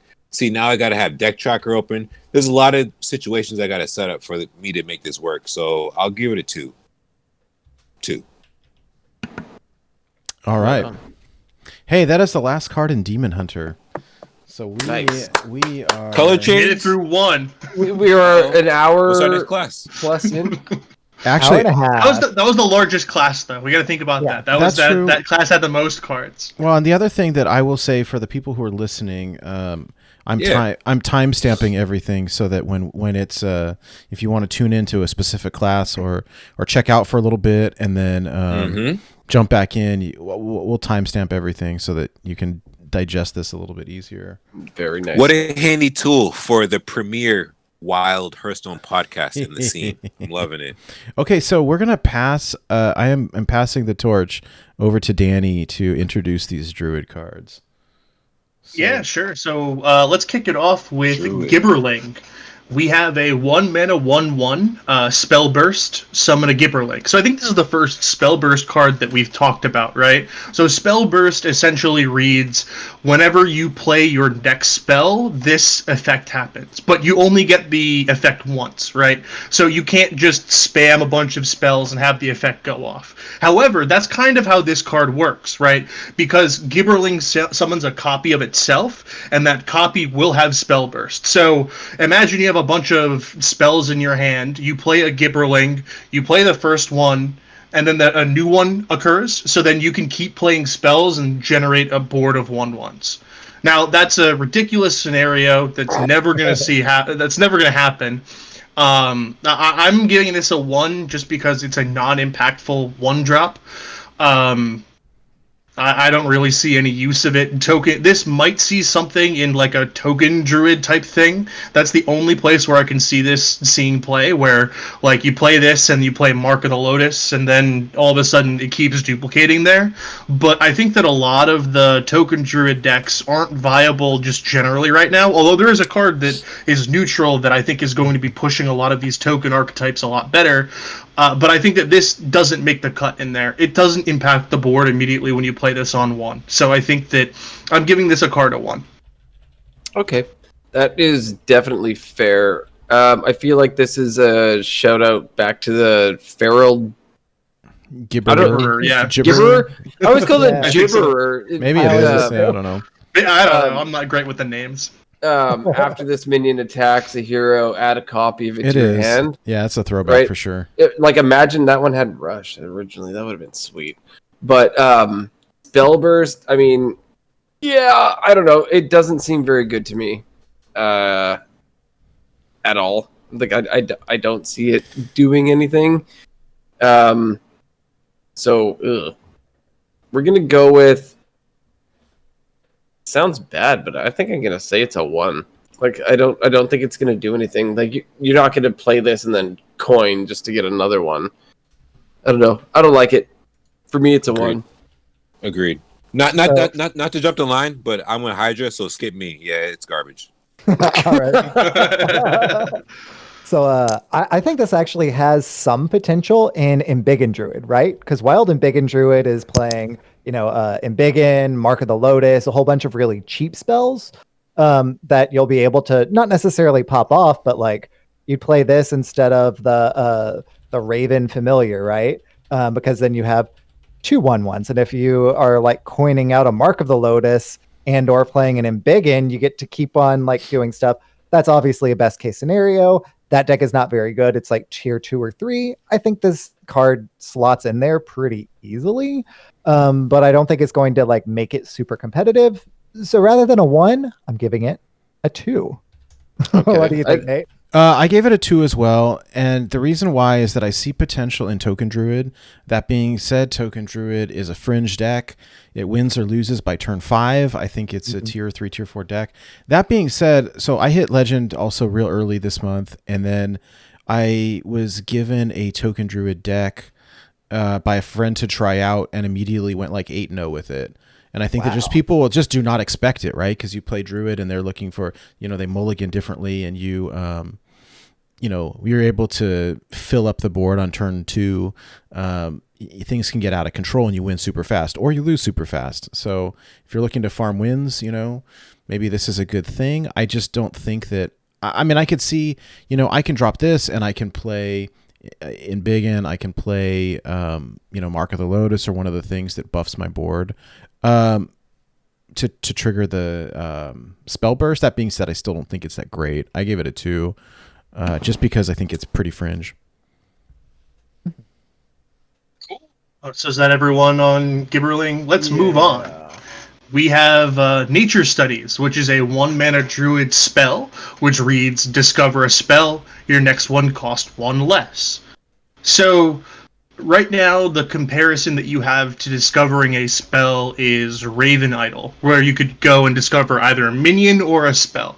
The fact that this has the ability to discount your next spell by 1 mana is the important part of this, because essentially it's an innervate baked into this, but it's a little delayed, where either you're playing the discovered spell for the cost of the spell, kind of like how Primordial Glyph works, or you can also bank that up for next turn, where you can use it on another spell. It's kind of like the what's the name of the 3-mana shaman spell that discovers a spell and then it's discounted by that amount. So they like this is like the second in that proof of concept type idea, right, where they tested this idea before with Haunting Visions. That's what it is. And they're really rolling it out with these studies.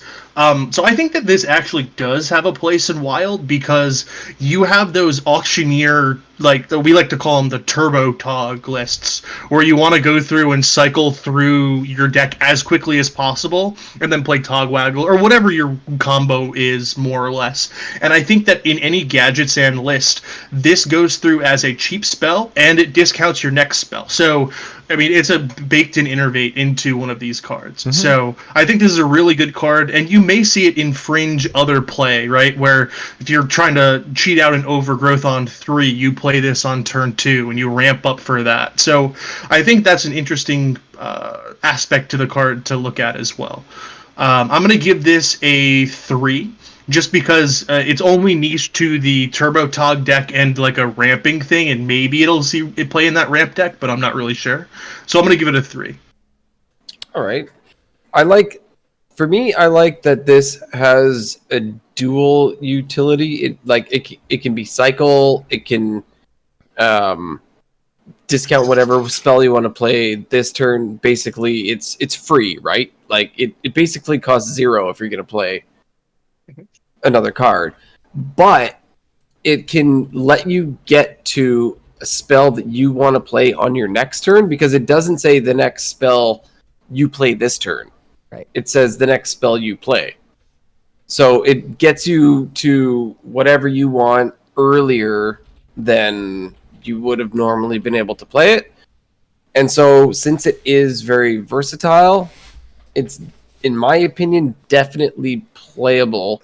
I won't say it's super playable in a meta deck currently, unless maybe J Druid wants to run it, but I'm going to go with a 3.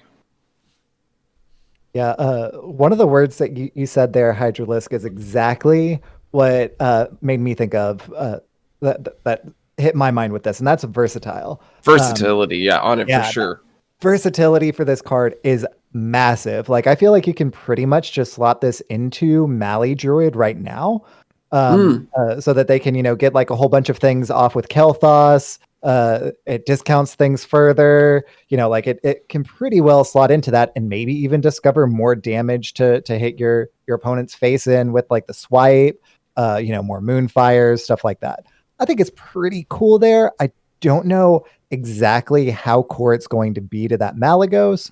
I don't know how core it's going to be to kind of like ramping into like the next turn's overgrowth, like you were saying, Danny.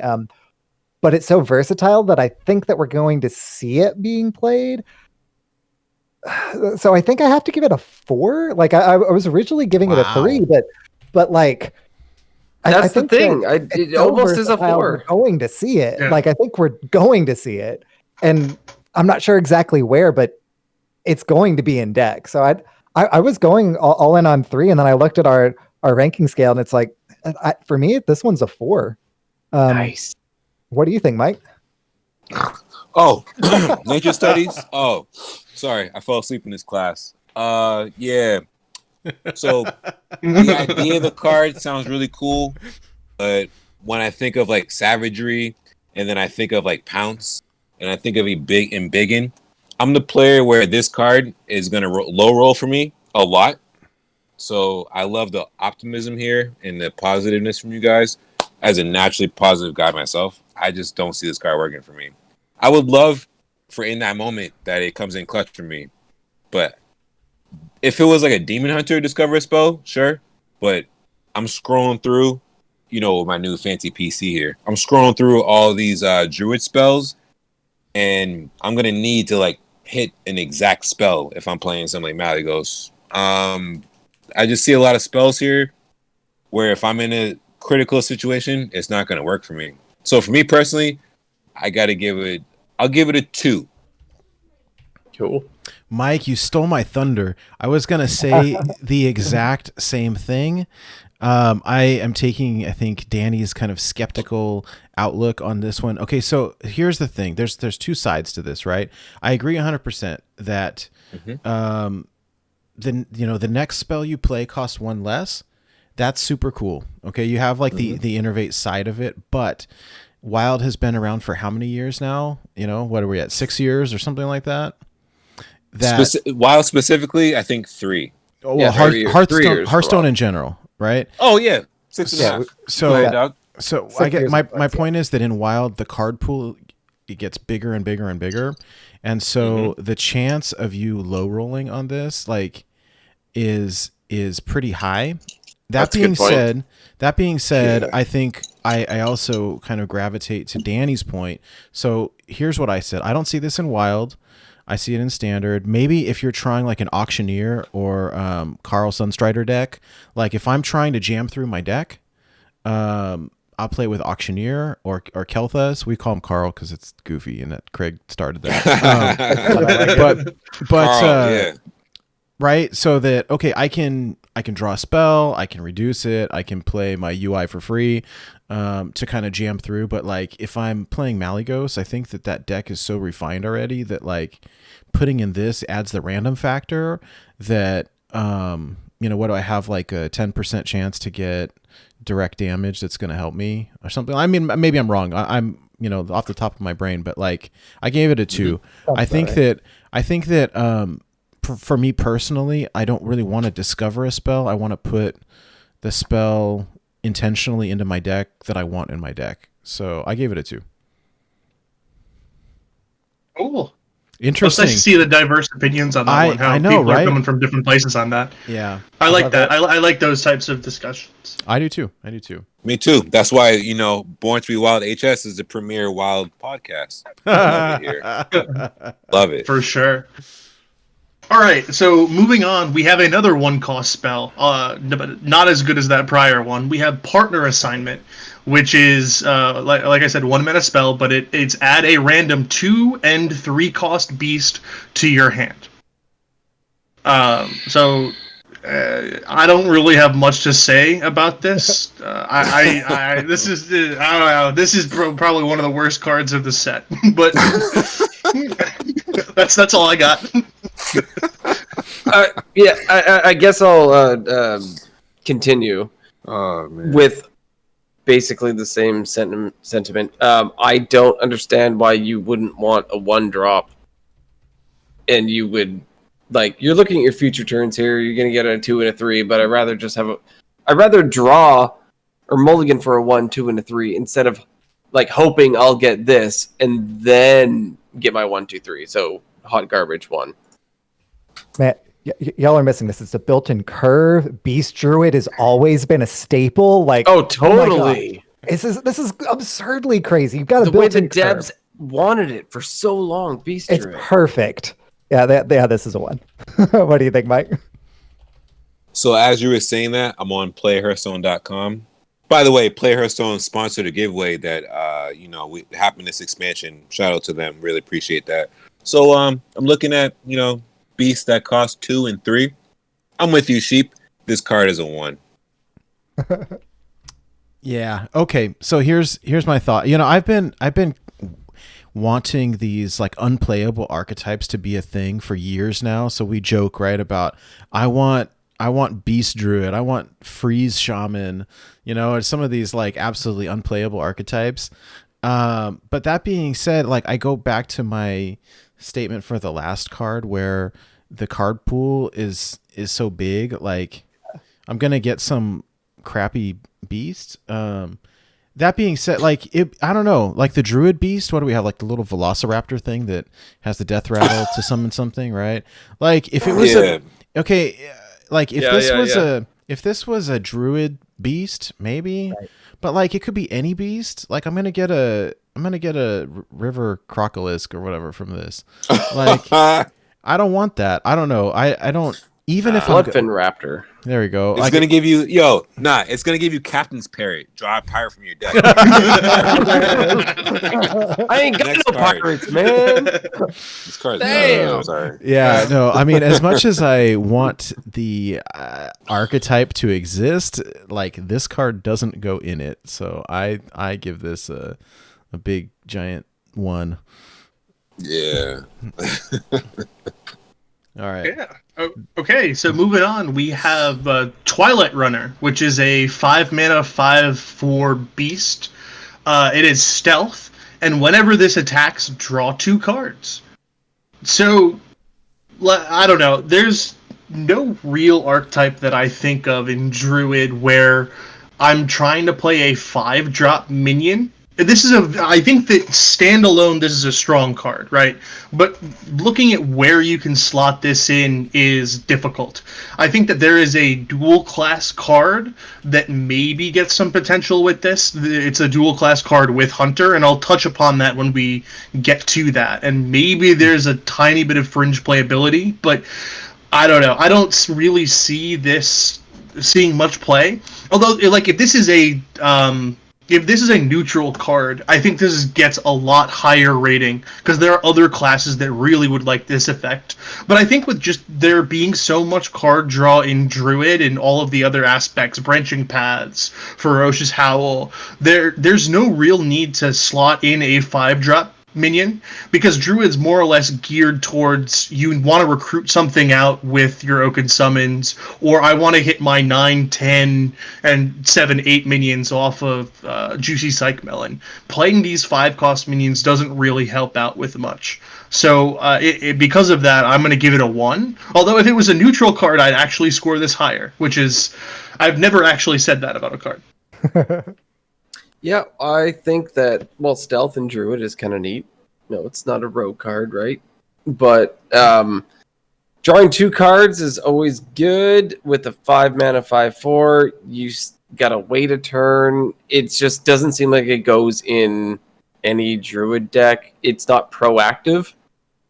You drop it on the board. You're hoping there's no board clear, and then you get to draw. There's way better ways to draw cards. Yeah, I don't think it's going in any deck anytime soon. So this is also a 1 for me. So the obligatory good in standard, not in wild, kind of applies here. I think that they might end up being able to actually get a beast druid to be competitive in standard, but like with the card that you were mentioning that we'll get to with the dual class cards, Danny. But yeah, no, like in wild, it's not there. It's not impactful enough on the board. The stealth is kind of cool. But I mean, we've already got a 5-mana 5/5 beast with stealth that does pretty much the same thing, right? So that's like classic, I think. But regardless, like this isn't going to see play. It's a 1. What do you think, Mike? All right. So we're doing a wild set. Yes. What's obvious doesn't need to be said, but I really want this card to be a thing because I am in love with the stealth identity. I'm in love when this attacks, it draws 2 cards. When I look at wild Druid decks, for me, I'm playing Malygos Druid. I don't see this card fitting in whatsoever. At some point in time, I hope this card becomes a thing. So for right now, I'll give it a 2. Yeah. Okay. I gave it a 2 as well. I was like really cautiously optimistic, and I kind of echo what Sheep was saying, that I think that Beast Druid will probably be a thing. At least they're trying to push it in standard for this new set. Now, I love the idea of the draw 2. Like Mike was saying, I think that because of the stealth, this guarantees almost, absent a board clear, that this guarantees a draw 2. If you can somehow, cheat this out. I was sitting here like Googling the recruit. I don't know. I keep trying to make like a quest druid work, and not the choose one quest. I mean the play a 5 cost or 5 attack minion quest. And that would be cool. Like, just imagine this. Okay, this is a tier 5 deck, but like, say I am able to complete the druid quest. I drop Barnabas. Now all my minions cost 0. I attack with this dude. I draw 2 cards. They cost 0. Like, Yeah. the idea is super cool. I see some synergy here with Mana Saber. Mm-hmm. I want to play with it. Like, I want to play with it. I want to try it. I think that it is not going to be good for wild, but like, I don't know. I'll be honest with you guys. I started out with this one as a 3, and I'm dropping it down to a 2 because I sort of agree with you all that like it will see fringe play at best. And I think the reason that I'm comfortable with that is that if I'm going to play a deck in wild and I actually want to climb ladder, it has to be a good deck, meaning it's going to be Mali Druid or Tog Druid or some kind of busted thing with a billion armor. And I don't really see how this fits. But God, I love the flavor. I think it's so cool. So it gives a 2 for the cool factor. Yeah. I'd agree there. Yep. All right, so we're moving on. We got a big bomb of a spell. We have a 10-cost Druid spell, Survival of the Fittest. Give +4/+4 to all minions in your hand, deck, and battlefield. So, I mean, this is a giant buff to everything, but, I mean, are you ever playing a deck where you burn your opponent down? The only time you're going to really use this, right, is if you can cast it for free off of Kel'Thas. And I mean, in order to do that, right, there are a lot of more proactive things that you can do than just get a giant buff. You can cycle through your deck, which I think is a lot more relevant, because then you can just kill your opponent outright if you're trying to do like an OTK or swap their deck or do something like that. I don't ever see an instance when board pressure in Druid is really something that you're looking to perform. I think that you're kind of focusing. I mean, if this gave taunts to all the minions, it would be good in my mind. But I don't know. I think that this is a little bit on that win more style of the deck. If you already have the board, if you already have card advantage, this is great. But otherwise, I don't ever see this seeing play. So I'm giving this a 1. I totally echoed that. When I first saw it, I thought Kel'Thas is the way to go, right? Like, that's the only way you can play this card. It doesn't make any sense any other way. I mean, +4/+4 is great, but you're never playing this for 10 mana. If you're playing a deck where you're +4/+4 everything, you should have won by turn 10, right? So it's not playable unless that's what you're doing. Though I am going to go a little higher than you, Danny. I'm going to give it a 2. Just because it sounds kind of fun when you can do it. So sure. we're gonna do it too. How do you think? What do you think about it, Sheep? I cannot wait to play this in my Spiteful Druid. Spiteful Druid is going to run UI. Oh, that's Survival of the Fittest. Nice. That deck will not be great, but I will have so much fun with it. So, you know, limited play in tier 3 and 4 decks. That gets a 2. I'm gonna play it. It's gonna be a blast, but it's not gonna be a competitive deck. That'll be fun to have Grand Archivist pull it. Exactly. So we've got Grand Archivist and we've got Spiteful Summoner. So it'll cheat out a little bit early, which will be great. But yeah, it gets a 2 from me just because I don't think that this will like push that deck into competitiveness. But I'm gonna play it, and it's gonna be fun. What do you think about Survival of the Fittest, Mike? I love this card. Obviously, with the effect, it has to have 10 mana attached to it. It might not be like competitive viable, but I definitely like every single card. I'm going to try it in the first week, but I'll give this card a 2.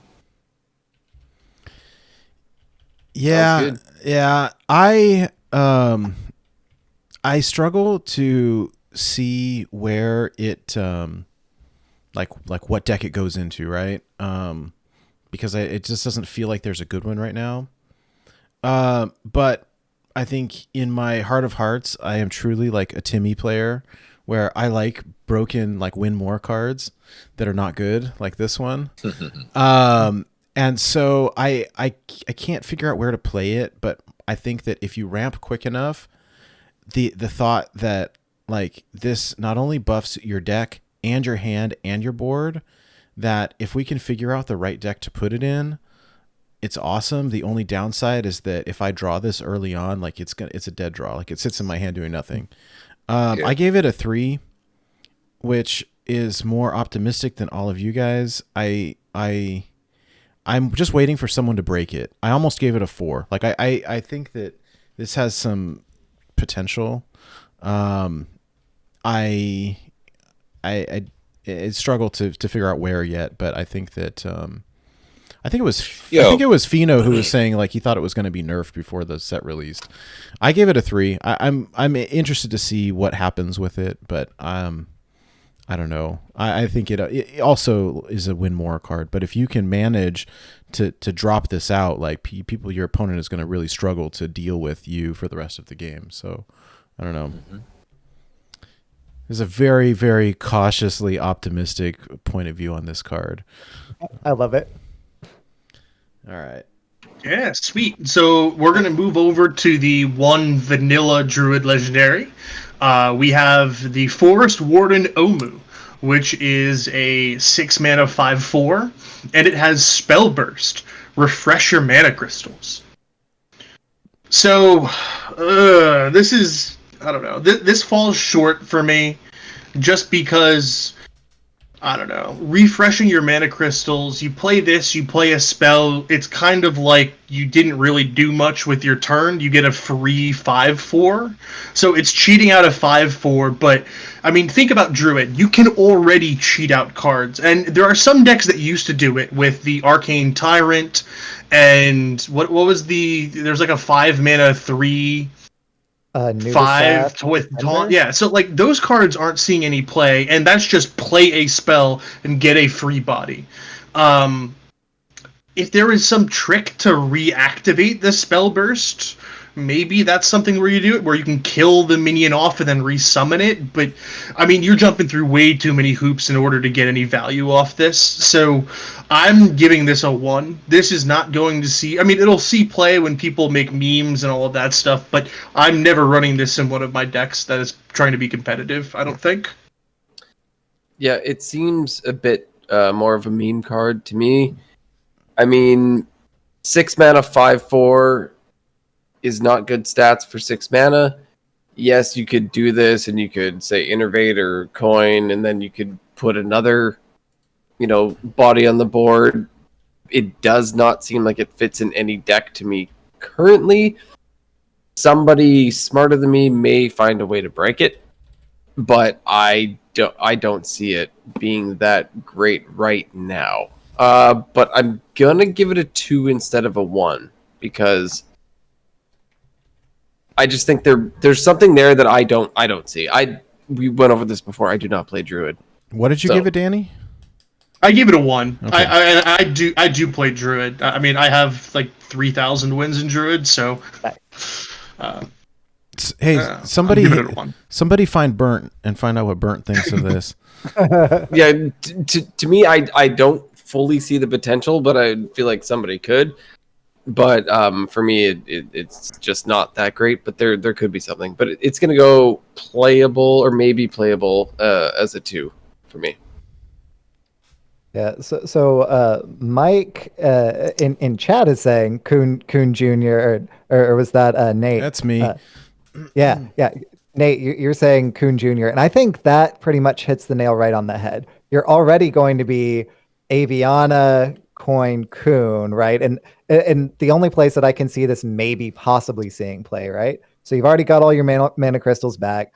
You're vomiting your hand onto the board, and then you're playing, UI to fill your hand back up, and then you want to be able to get mana back. But you're already playing enough things to actually get there as it is, and I don't think that you waste a card slot on Forest Warden Omu. That's the only place that I can see it maybe seeing play, and it's not strong enough to justify a position there. So I tried so hard to find ways that this could actually work better than Kuhn, and it just doesn't. So I'm going with the 1 for me as well. What do you think, Mike? Wow, you guys, I disagree with all of you. I can't wait. I'm excited. I'm looking forward Alright. to hear a positive view on this card. So I was gonna ride Katie's coattails, just like Nate said. Vanilla Coffee 30 in chat. It's Kuhn Jr. I've been ever since I saw this card. At first, I reacted too fast, and I was like, "Oh, here we go again." But then I have to remember, spell burst only happens once. Mm-hmm. So I really have been trying to rack my brain for ways to manipulate this. And at the current moment, I can't think of anything broken or extra crazy outside of what Kuhn already does. So for now, based on me not being able to see it, I want to give this card a 3 because I want to be on the fence, at least if I can't be on either side, right or wrong, for when this card does work. Because I feel like there's something here, I just don't see it. I'll give it a 3 for the review. All right.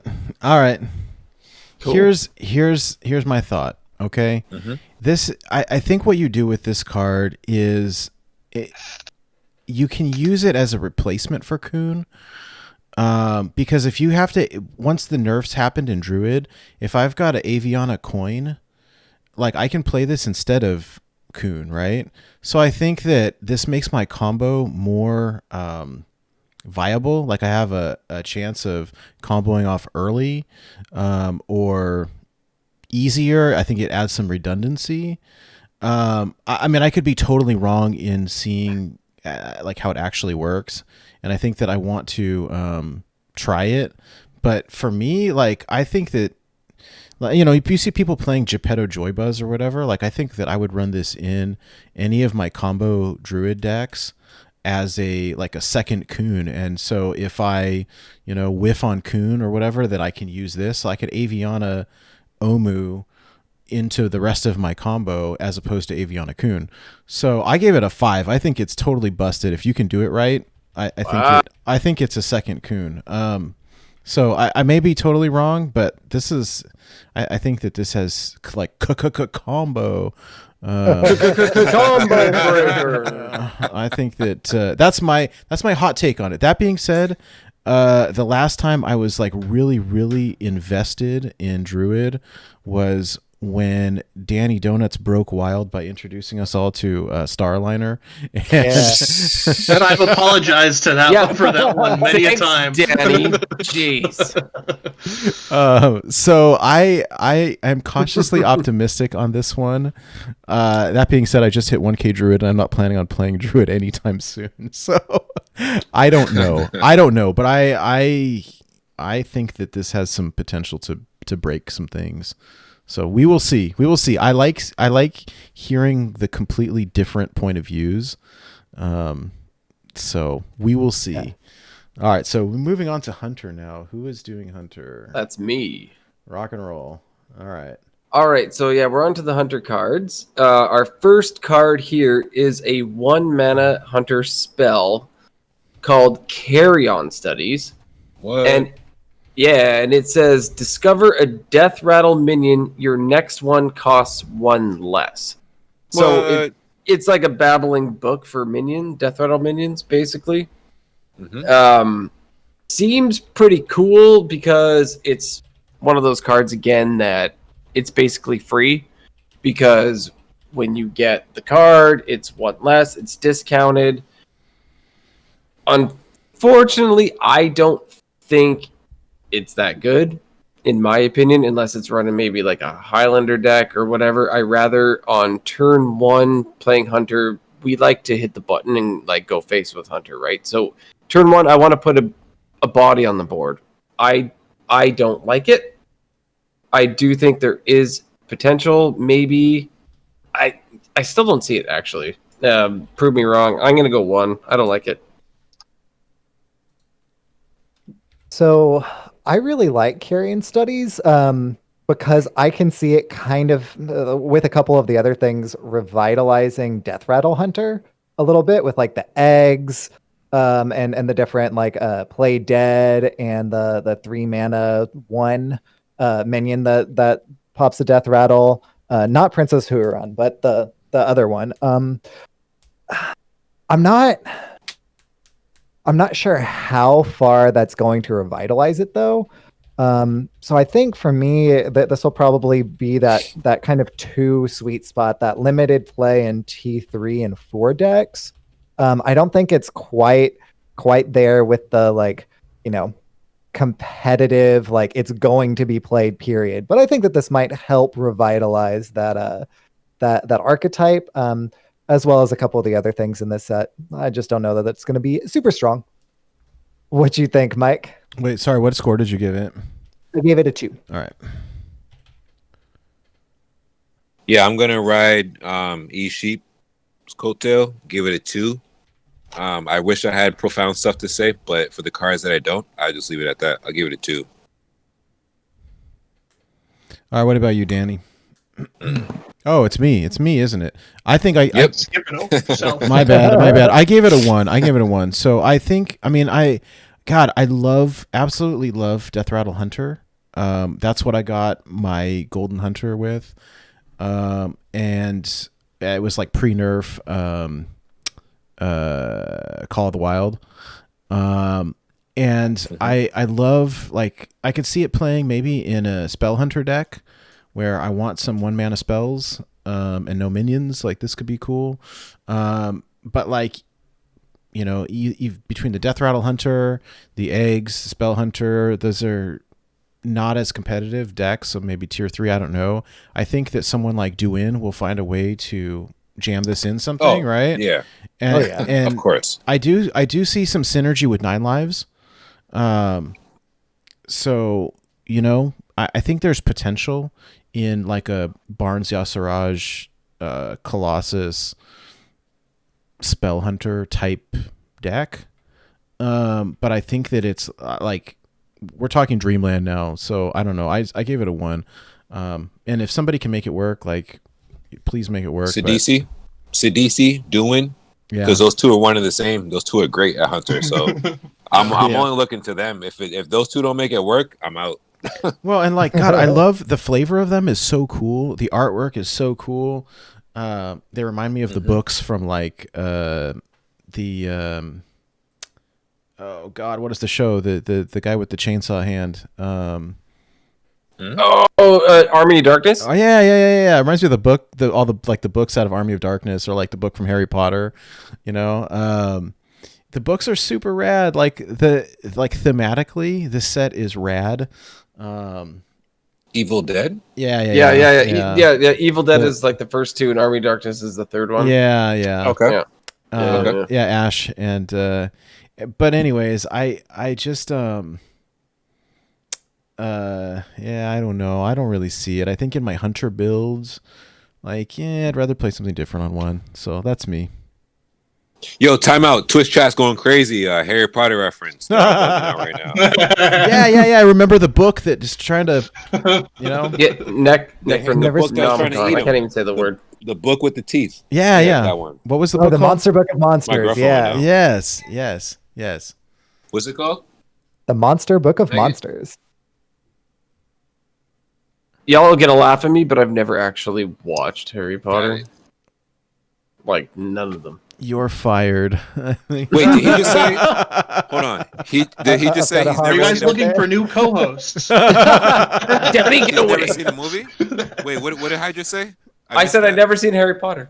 The books You've were never seen the better. movie. I will tell you, the books were a lot better. Have you read the books? You can save yourself. Mike, no, I've not read the books. Your face. I'm gonna. So I have to explain this one. Like, Okay, explain yourself. Go ahead. When the books came out, I felt like they were for a younger audience than me. Like in school, like I was like almost graduated kind of thing, and then the younger kids were reading them. You know, like grade 7 and 8 kids, and I was like, that stuff's for kids. I'm not reading that crap, sort of thing. But then it exploded. So what do I know? I have okay. I have the audio. Okay. I've got the audiobooks, and they're phenomenal. The guy that reads them has a British accent, and he's very, very good. Like, I will hook you up with the audiobooks. Your kid is what, 11? Your kid, he's 11. Your kid will like them. And then you can enjoy them secretly on behalf of your kid. You don't even have to. It tell really is anybody. It really is worth it. Not to sidestep too much, but as somebody who came from a lower income upbringing, these books help me create imagination in my mind. So I could suggest it to anybody. Nate, real quick, the name you're looking for it's called The Monster Book of Monsters. Yeah. Sheep said it while you were looking. Oh damn. Oh wow. I asked my girlfriend. I cheated. By the way, Goliath has my back. He said he hasn't watched or seen them either. So that's because Goliath knows all the lore in freaking WoW. So he doesn't have time. He spent too much time in WoW. Okay, we got to move on to the next card. Wait, Danny, what do you think about this card? Sorry, Danny. No worries. Special guest host. Special. we got a little distracted here. That's fine. Harry Potter comes first. Danny, sorry. They hate us New Hampshire guys here. Sorry. I can see. So I don't know. I don't think this might be one of the worst. I'll say the second worst studies card, just because I don't know. Death Rattle minions are very bad in general for random ones. Like, there are a lot of really bad Death Rattle minions. My thought on this card, though, is that I don't think we're looking at studies from the right lens. I think that studies in Wild, at least, is going to be used more often as the innervate effect. You play this to cheat out a Death Rattle card a turn early. I don't think you care really what you discover off of it. I think you want to use these cards as like a little bit of like helping out your curve earlier on. If you hit a minion, great, but you don't really care what that minion is. You're really caring about the minion that's coming down on the next turn, or cheating something else out. So essentially, let's say we have, I don't know, Sludge Belcher is a bad card, but I mean, imagine like turn 3, you play a Carrion Studies, and then you're able to play a Sludge Belcher turn 4. Like, that's more or less what you're using this card for if you're really trying to abuse the card, which is what I try to do with this. So essentially, on turn 2, I don't have anything to do in Hunter besides hit my hero power. I'm playing a Carrion Studies and cheating out a 5-drop. Or a 4-drop, Oh my goodness. or whatever. Oh, I can see it now. Sidisi doing. They're gonna use this card with the porcupine, right? Yep. Porcupine lion. Yeah. Sorry, my bad. Out of turn. Well, that comes down on 2 now, right? So this goes. So that's on 1. We should be looking at the 3 drops with Death Rattles in that case, right? You play this on 1, and then on turn 2 you cheat out the porcupine. So that's the cheat out card. That's actually a really good point. That's going to put this up to a 2 for me. I was going to give this a 1, but I think that really does go through and give it a little bit more of a potential to have something happen just due to that curve. Yeah, I'll take credit for that. Yeah. Yeah, I'll give it to you. I'll give it to you. Very nice. Okay, so moving on to our next Hunter card, we have a 1-mana 1/1 beast called Wolpertinger. Battle Cry, summon a copy of this. So for me, this has Alley Cat written all over it, right? Yeah. It's basically the exact same card. And Alley Cat was awesome, right? Like, it... Turn 1, you got 2 things on the board. Maybe they kill one, then you Crackling Razor Maw the other one. Like, it can just spiral out of control from there if you're playing, like, a beast, tempo, mid-range to aggro style hunter. I really, really like this card for the class. I know nobody's playing that deck right now. Though my son does actually still play that deck, and he does pretty good with it. Like, he can hit, well, in the old system, he could hit like rank 10 with it. I'm going to say I don't think it's bad. I think it's a good card. I'm not going to say it's played in meta decks because we don't play,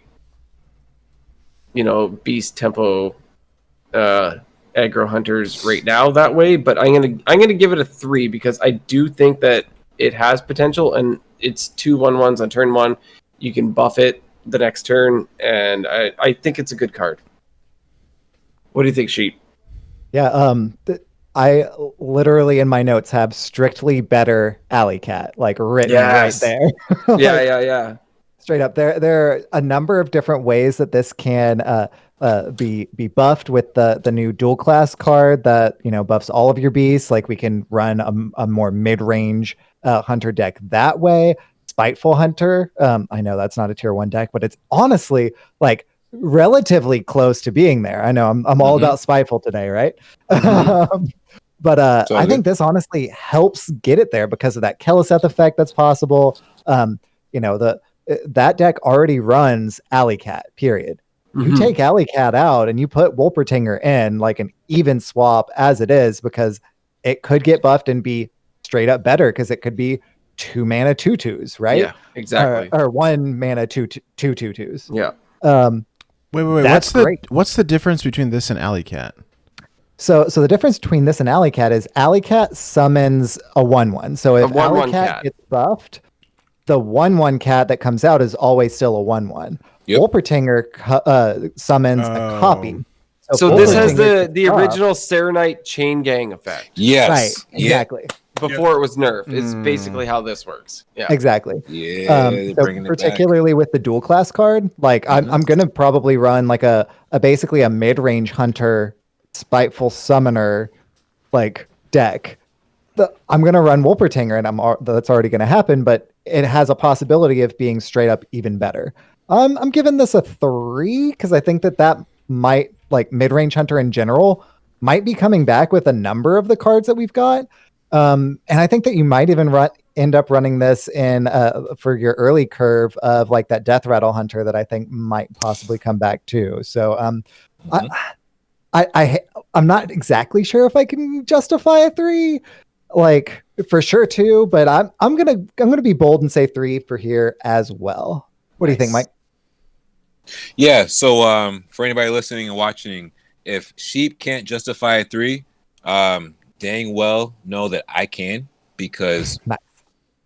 I'm over cocky, overconfident, and I just don't care.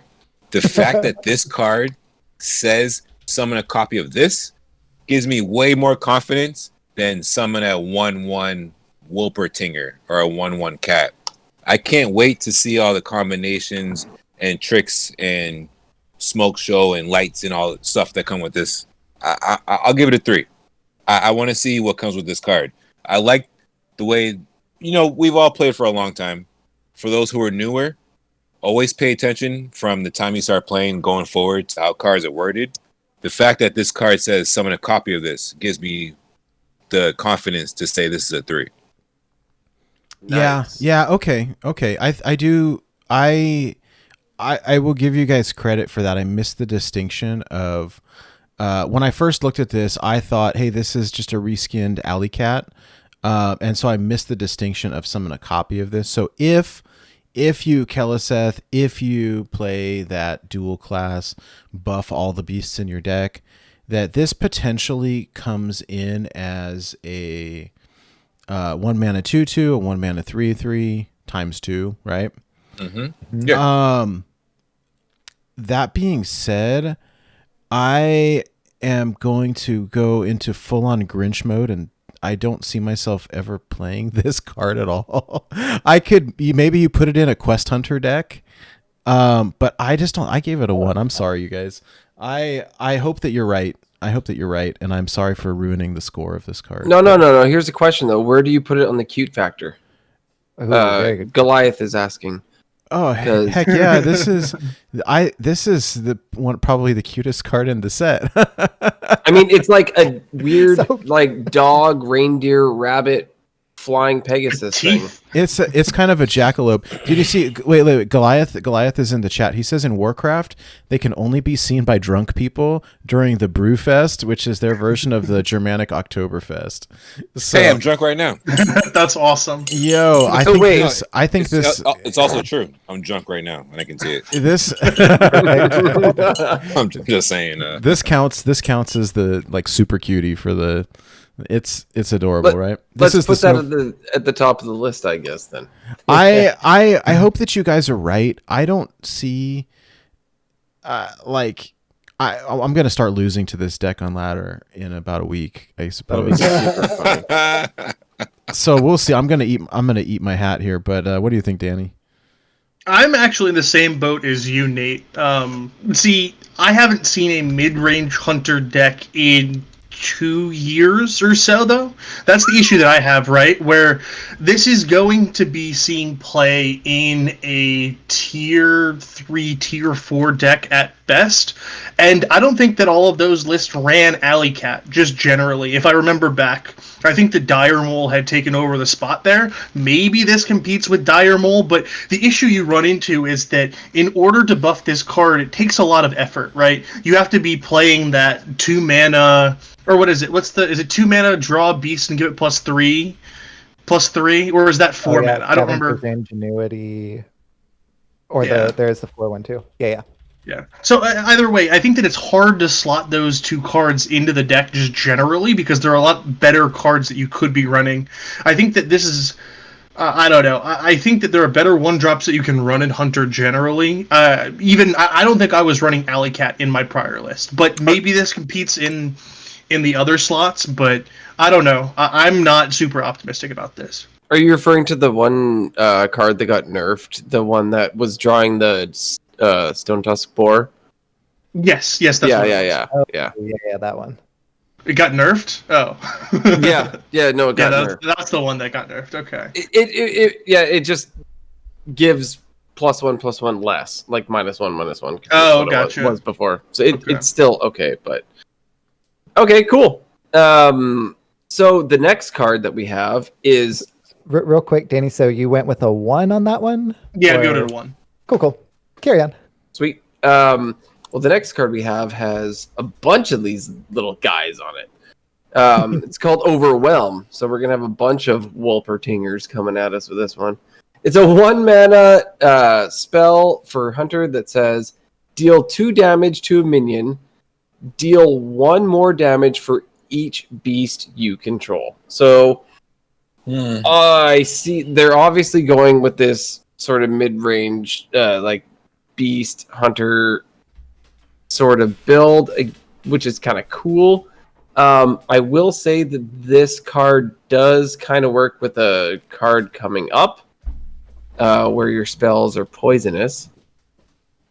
I don't know how good it is. I don't know if I'm going to play this card. It could potentially be really good. Say you have like 3 or 4 beasts on the board. But I don't see it. I'm going to go with a 2 on this card. It does seem like it potentially could be really solid. It's also not a deck that is currently viable. So yeah, it's a 2 for me. What do you think, Sheep?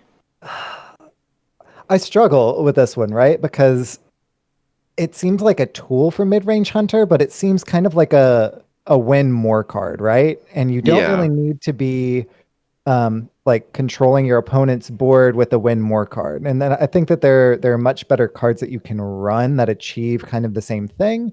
You were mentioning the Professor Slate that we'll see.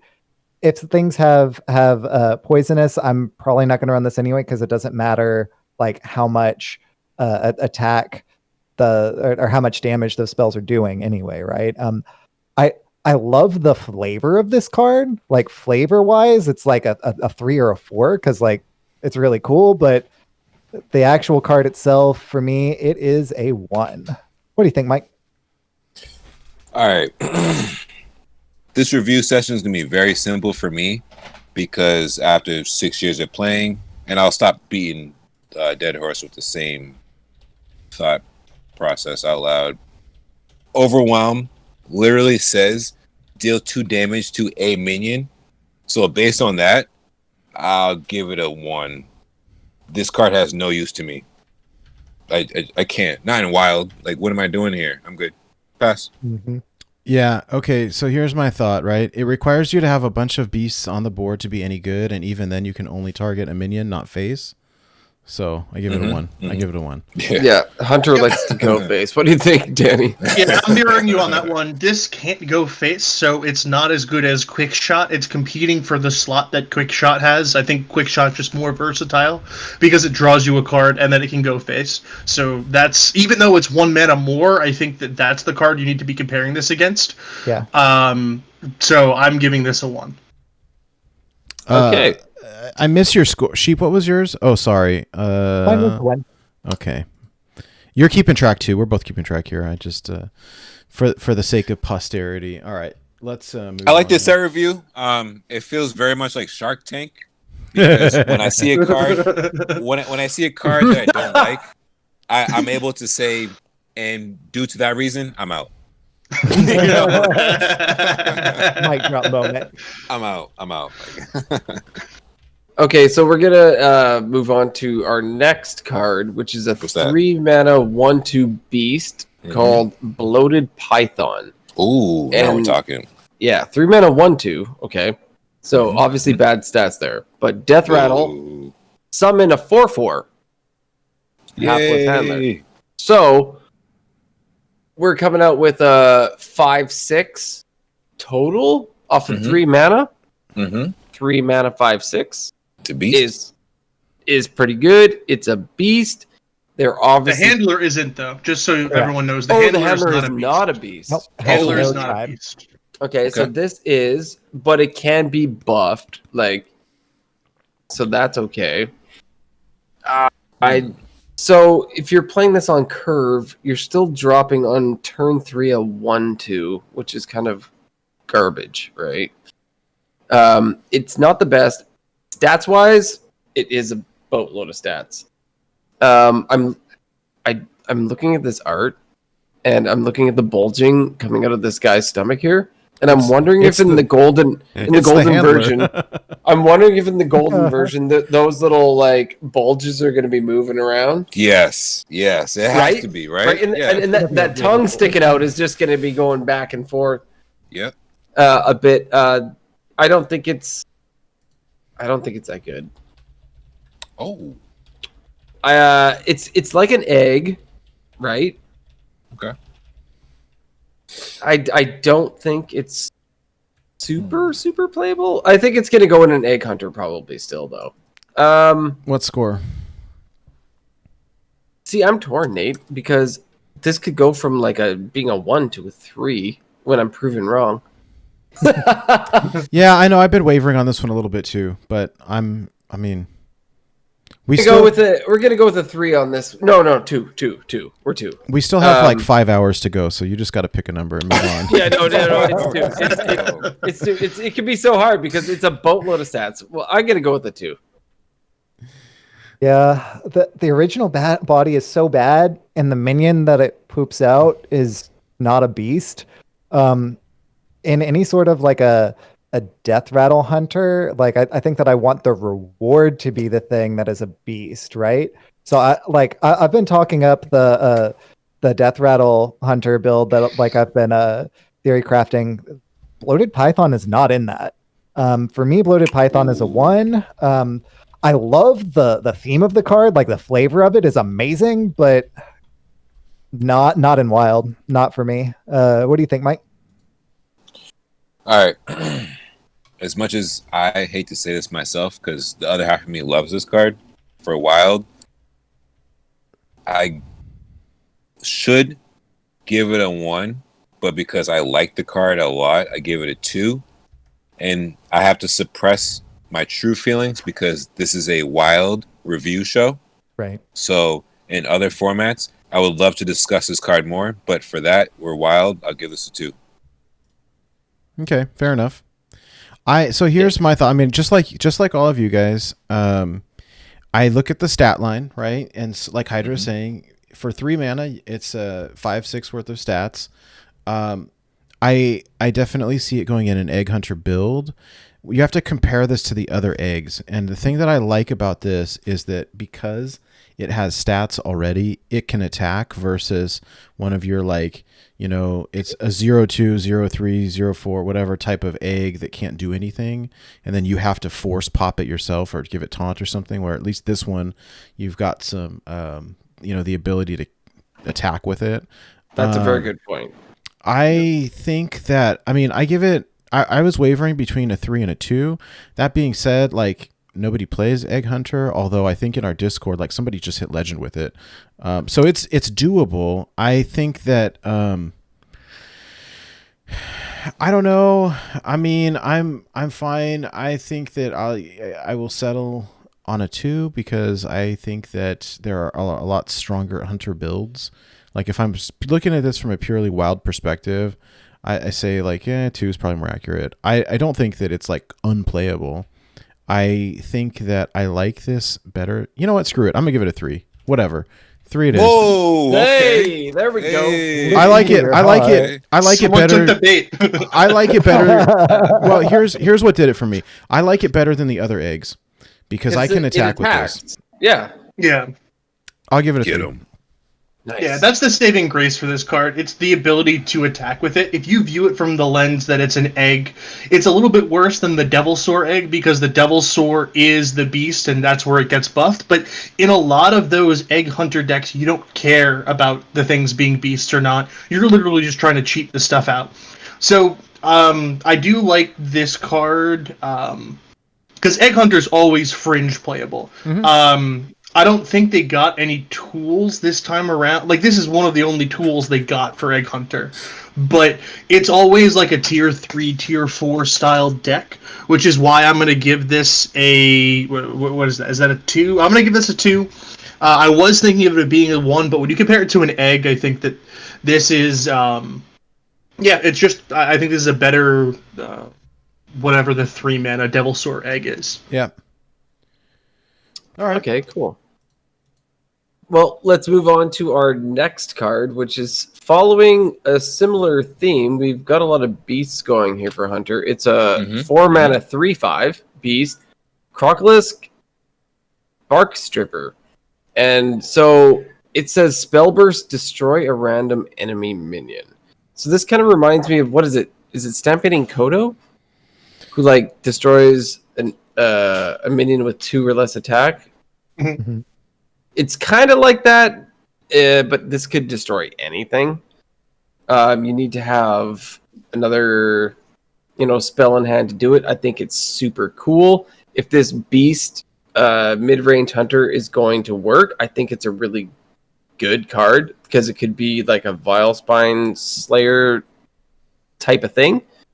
It is random. It's not targeted, but I do think it's pretty cool. So we're going to go with the has potential 3 on this one for me. I wavered back and forth on this one myself. At one point, I had it up at like a 4, and that was a mistake. Yeah. But I think I have sufficiently talked myself down to a 2 for this one. Okay.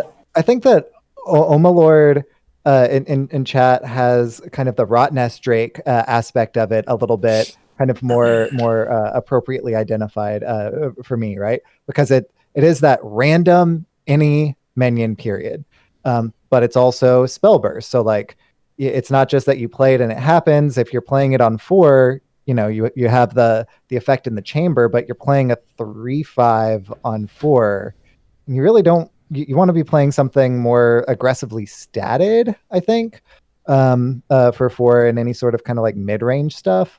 The spell burst is kind of nice. The effect is powerful, but yeah, I just don't see it kind of like hitting a slot in any sort of mid-range because it's so expensive and the stats just aren't there to kind of justify the really, cool effect. So yeah, I'm going 2.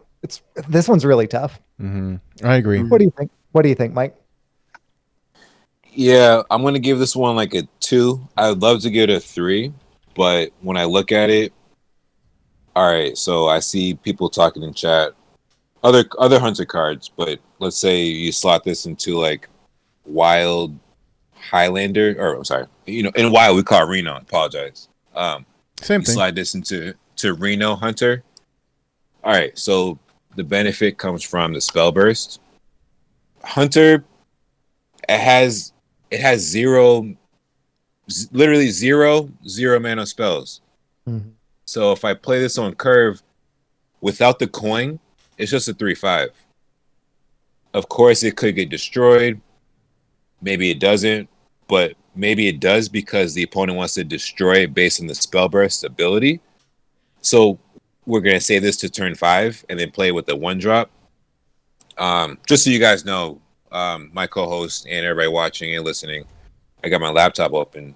I'm on playhearthstone.com, so I'm able to jump through the cards, whether they're minion spells, costs, whatever. I'm looking at a lot of 1-drop spells. So if I play this minion on turn 5, hopefully I can kill something with Arcane Shot, and then this kills the other thing. Any of the one mana spells, I'm not really feeling this. So for this card, I got to give it a 2. Yeah, fair enough. I mean, basically, I kind of thought what you guys all did. I think for the body is good. A 4-mana 3/5, I think is fine. I don't have any issue with that. I really also, like Sheep was saying, I love the ability. Like, it's a really strong ability. What makes it difficult for me, particularly in Wild, is that we say a random target, and it requires a spell to trigger. So I think at the bare minimum, like, I'm not gonna Now, I know Spellburst is unique, right? Where I don't have to play it the same turn that I play this card.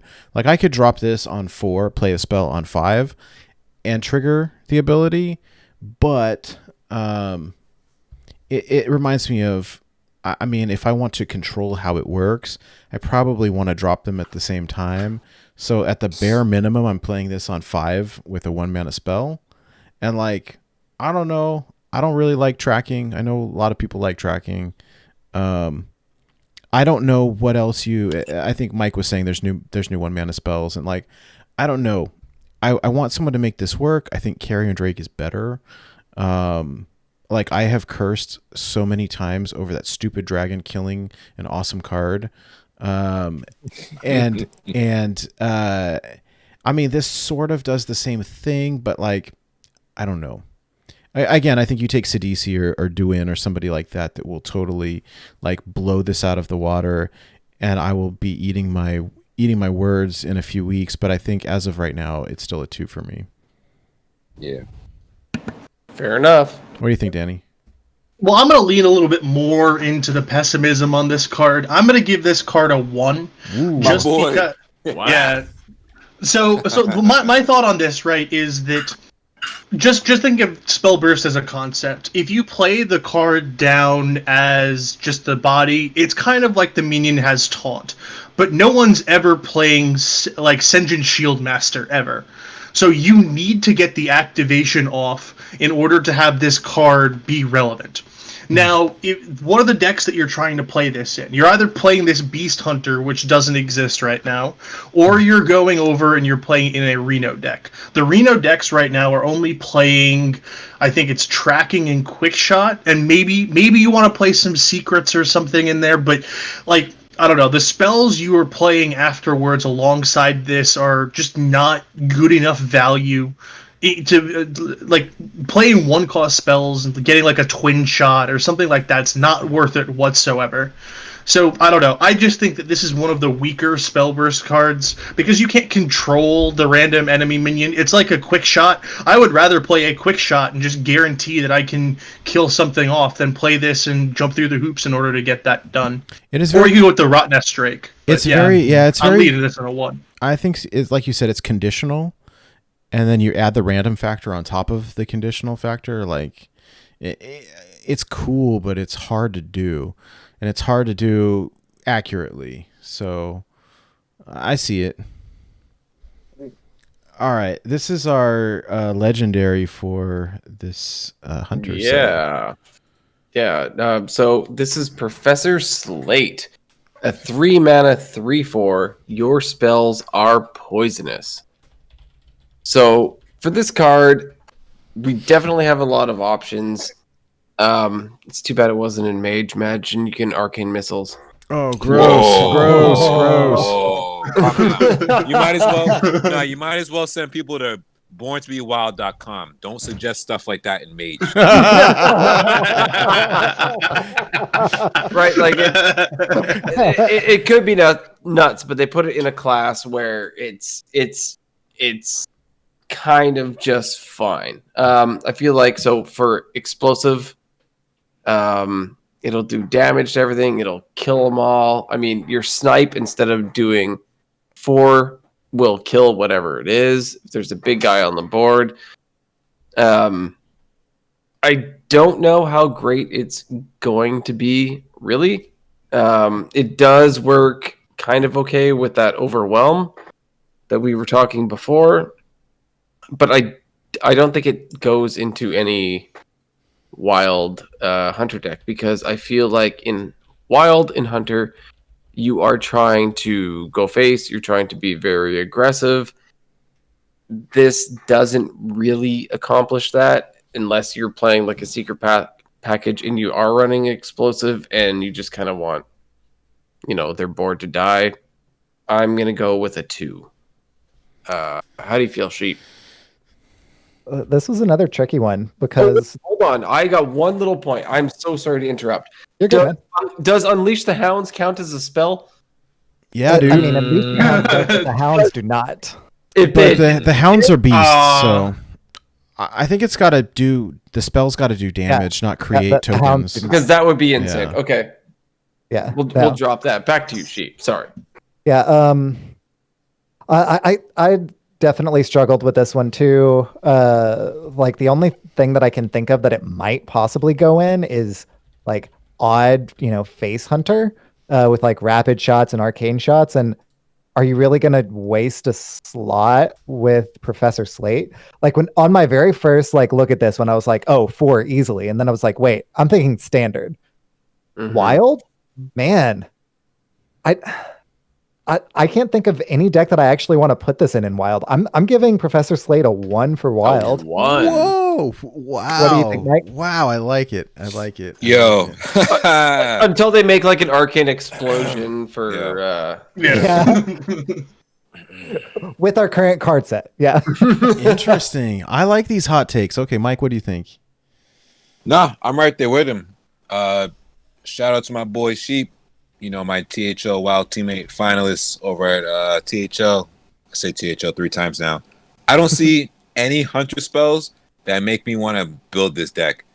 I'm going to knock on wood, but because I'm about to say these words out loud and invoke them, I don't want to open this card come next Thursday, but I'm probably going to open it, and it's probably going to be golden, so that's free dust, because what is there? On the Hunt, or Arcane Shot, or Overwhelm, Grievous Bite, Toxic Arrow. Let me just stop. Nothing about this card makes me want it. I'm sorry.